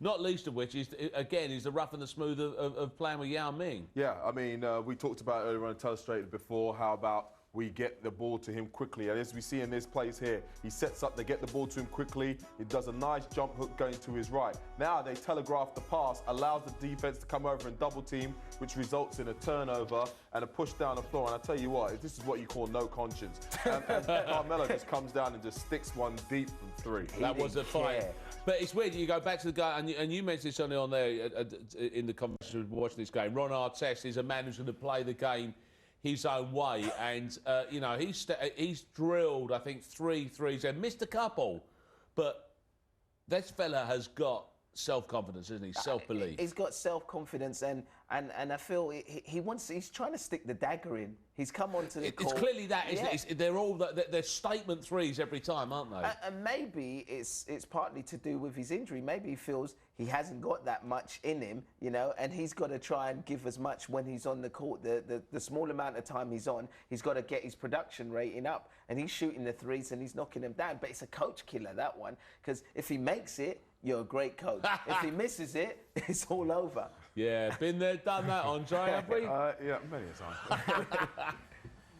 You cannot win a championship without all 3 of your big 3 clicking, and you just have to get him back and get him going. And because he does so much on both ends of the floor, that's why he needs to be healthy.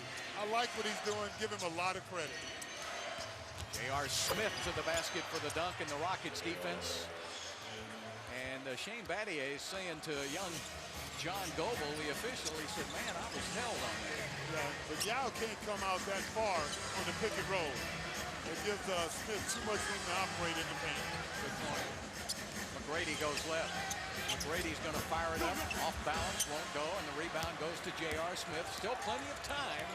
3:12 left. This Denver team is so explosive. And there's Smith trying to draw a foul, and it's tipped away. Artest saves it, and McGrady comes away with it. Now, that's not fundamentally sound. You don't save the ball and throw it back up under your basket. You throw it away from your basket. But that time, Artest got away with it. Well, he threw it far enough. 2:50 left to play. Rockets need to play perfect basketball down the stretch. That's the way to do it. Yeah, he'll go to the free throw line. See, that's just wonderful execution by Rick Adelman and the Rockets. The Nuggets have no answer for the Great Wall. And Yao Ming just wearing the Nate down. That's what he does. He just wears you down. Rockets trying to get it down the stretch. There's the man again. He's doing exactly the way he should be. But I suppose what we should talk about at this stage, without counting our chickens, because this game's still very open, is if we're looking at the, we were looking at one point guard tonight in Chauncey Billups, a man who apparently will just lead this team, to win after win after win. Little did we know a backup quarterback for the Houston Rockets was actually going to be the man who's actually really making the impression. Yeah, Aaron Brooks has really stepped in and he's doing a great job. We spoke at the beginning of the game about guys stepping up that's coming in off the bench. And obviously they're not coming off the bench, they're put in starting positions, which is quite important. And this is the most important position for a point guard spot. And this boy has been playing with so much confidence. Coach has got to be really pleased with his effort tonight. This is the big deal. You mentioned earlier on that we've talked about it, is the fact that, he's got his chance, he's gone in there and taken it. But clearly, this young fella believes in his own game, because this has not been the safety-first way of impressing yourself upon the game, is it? Nah, and to be honest, I think he's got a lot of game to believe in. He's playing awesome. He's showing all the whole repertoire of his game. And I think if there is a weakness with Chauncey Billups, it's when he comes up against a really quick player.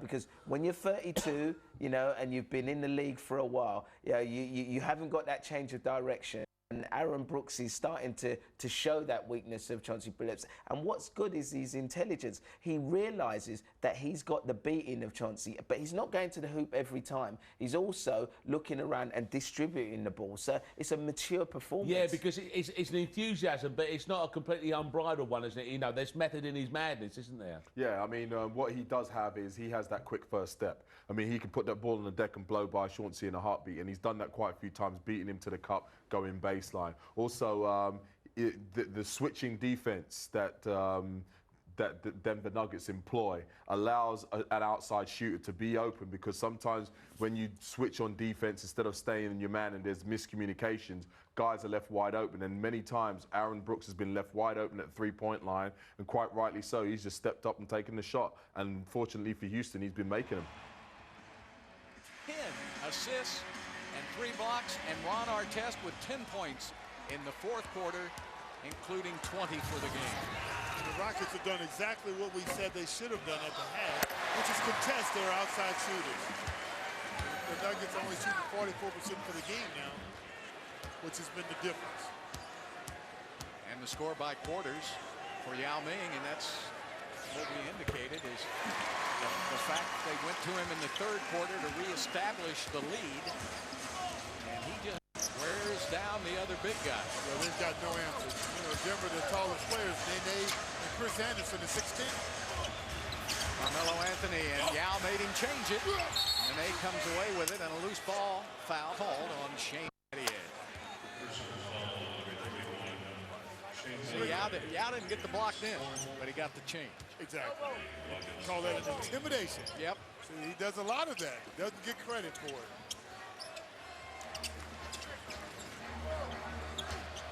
Anthony Carter to Chauncey Billups. Battier's on Billups, and Billups scores anyway. Oh, he's tough. Billups can go to the basket. He can pull up and shoot the short jumper. One of the better shooters in the game, the point position. 9-point Houston lead, 2:05 left to play in this game. And a whistle and a foul on Nene. That's the third team foul on the Nuggets. The Rockets have 4, so the Nuggets still have a foul to give. 2 minutes left in the game. Rockets being very deliberate here in the last 2 minutes. They're trying to get Yao the ball. They're going to keep milking it. Aaron Aaron Brooks down the lane, draws the foul, and he will shoot 2 free throws. A heady move by the second-year guy, Aaron Brooks, to go ahead and follow through with a shot, and he's an excellent free throw shooter. I like that because in the last 2 minutes, it's money time, and Aaron Brooks is not afraid to take Chauncey Billups one-on-one. That's a lot of maturity shown by Aaron Brooks. 91% free throw shooter. Clyde, he's 3 for 3 tonight. He puts such a good rotation on the basketball, and gets a good roll off the front iron. There it is. Like you say, like Calvin Murphy, little guys got to shoot about 90% from the line. They got to make up for their lack of height, and Aaron Brooks has done that all season long. 11-point lead now by Houston. 1:38 left to play. Anthony Carter gets the pass, and he fills it up. So a big shot for Carter. Keep Denver within shouting distance. The Nuggets won earlier this year in Denver by 10 points. And the Rockets trying to answer here at home. Trying to protect the home court. That's what the good teams do. They win at home. Double team on Yao. Back to Brooks. Swinging around to T-Mac. T-Mac takes the drive to the basket. What a play! When you double team Yao, there's something open on the other side of the court. And McGrady is just very quietly having a super game. Unbelievable game. Doing it on both ends and just dominating. Best game of the season, I think, and especially considering the opponent, and knocked out of bounds by Aaron Brooks. He put that ball on the floor against the Rockets. That Aaron Brooks is around. He's a pest. That's his job because he's not going to block any shots. He's a mosquito. Can't get him off of you. Carmelo Anthony to the basket. He just bogarted his way in for 2.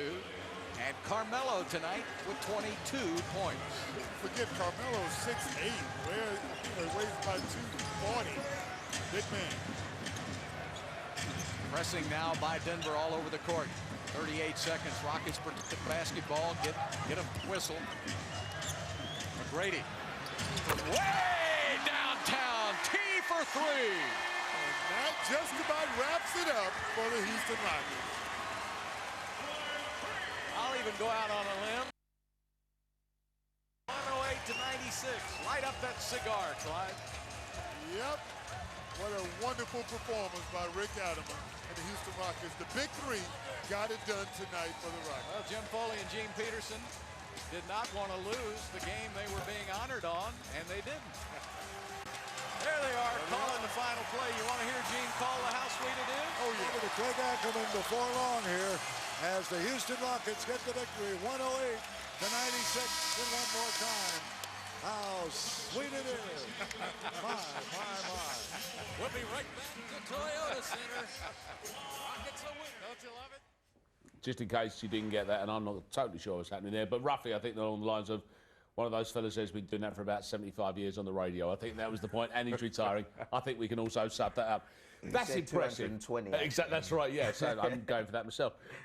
That's just impressive stuff, isn't it, from Houston? All game long. Yeah, it's got to put some confidence in them because they've been a bit sluggish because they've had to deal with all the injuries right now. So that's good. From Denver's point of view, however, they split two. I mean, they've got 6 tough games, including last night's and tonight's before Christmas. And their next opponent is Cleveland. Then they're at Phoenix, and then they entertain Portland. So they're playing some pretty tough teams before Christmas. So we will find out, after this luxury start for Chauncey Billups in his new team, that quite what they're made of, I guess, then for a while now, won't we? Yeah.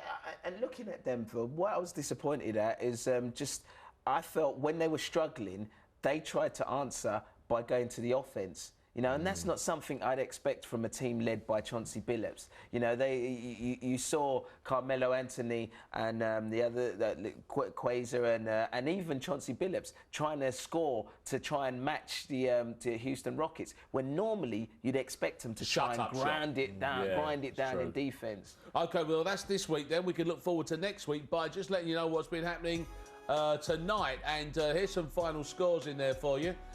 New Orleans beating Memphis. Memphis have been a decent run recently as well. Decent young team. Talk about those another day, perhaps. Clippers, Oklahoma, but Chicago, having seen Lou earlier on there and feeling pleased about the way the Bulls are going, that's a bad loss for them, isn't it, Andre? They've got to be kicking themselves. To lose to, going to Charlotte should have been a gimme. It clearly wasn't. I'm just looking at the points scoring here, and Luol Deng had a decent game, 15 points. Ben Gordon came up big with 25 points, but you know when you look at Charlotte, Boris Diep came in with 15 points, and Mecca Okafor with 20. You know the Yukon Husky, and Raymond Felton with 21. So which is like not exactly. I mean, there's a couple of games to get it right, but they've got themselves a big one next week when we'll be sitting here watching that, won't we?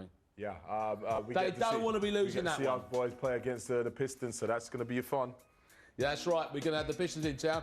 We can talk a bit more II then as well. And as you see, Darnell's going to be coming out there because he's got a close affinity with the ball clubs. We'll have to get him a Bulls vest.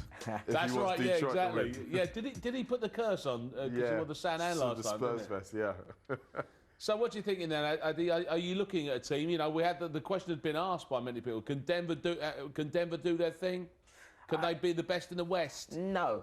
That in a short answer, no. I think there's way too many strong teams out there in the West. I think they are an improved team with Chauncey Billups there, but they've still got something missing. Still need more depth, and they need another leader, a big player inside. Okay, well, okay. We'll see how the season goes. Eddie, nice to see you, son. Nice to see you guys. You'll be off roving again in a little while, won't you? We'll see you again soon. We'll have a chat again soon. And you'll see us here next week. Bye for now.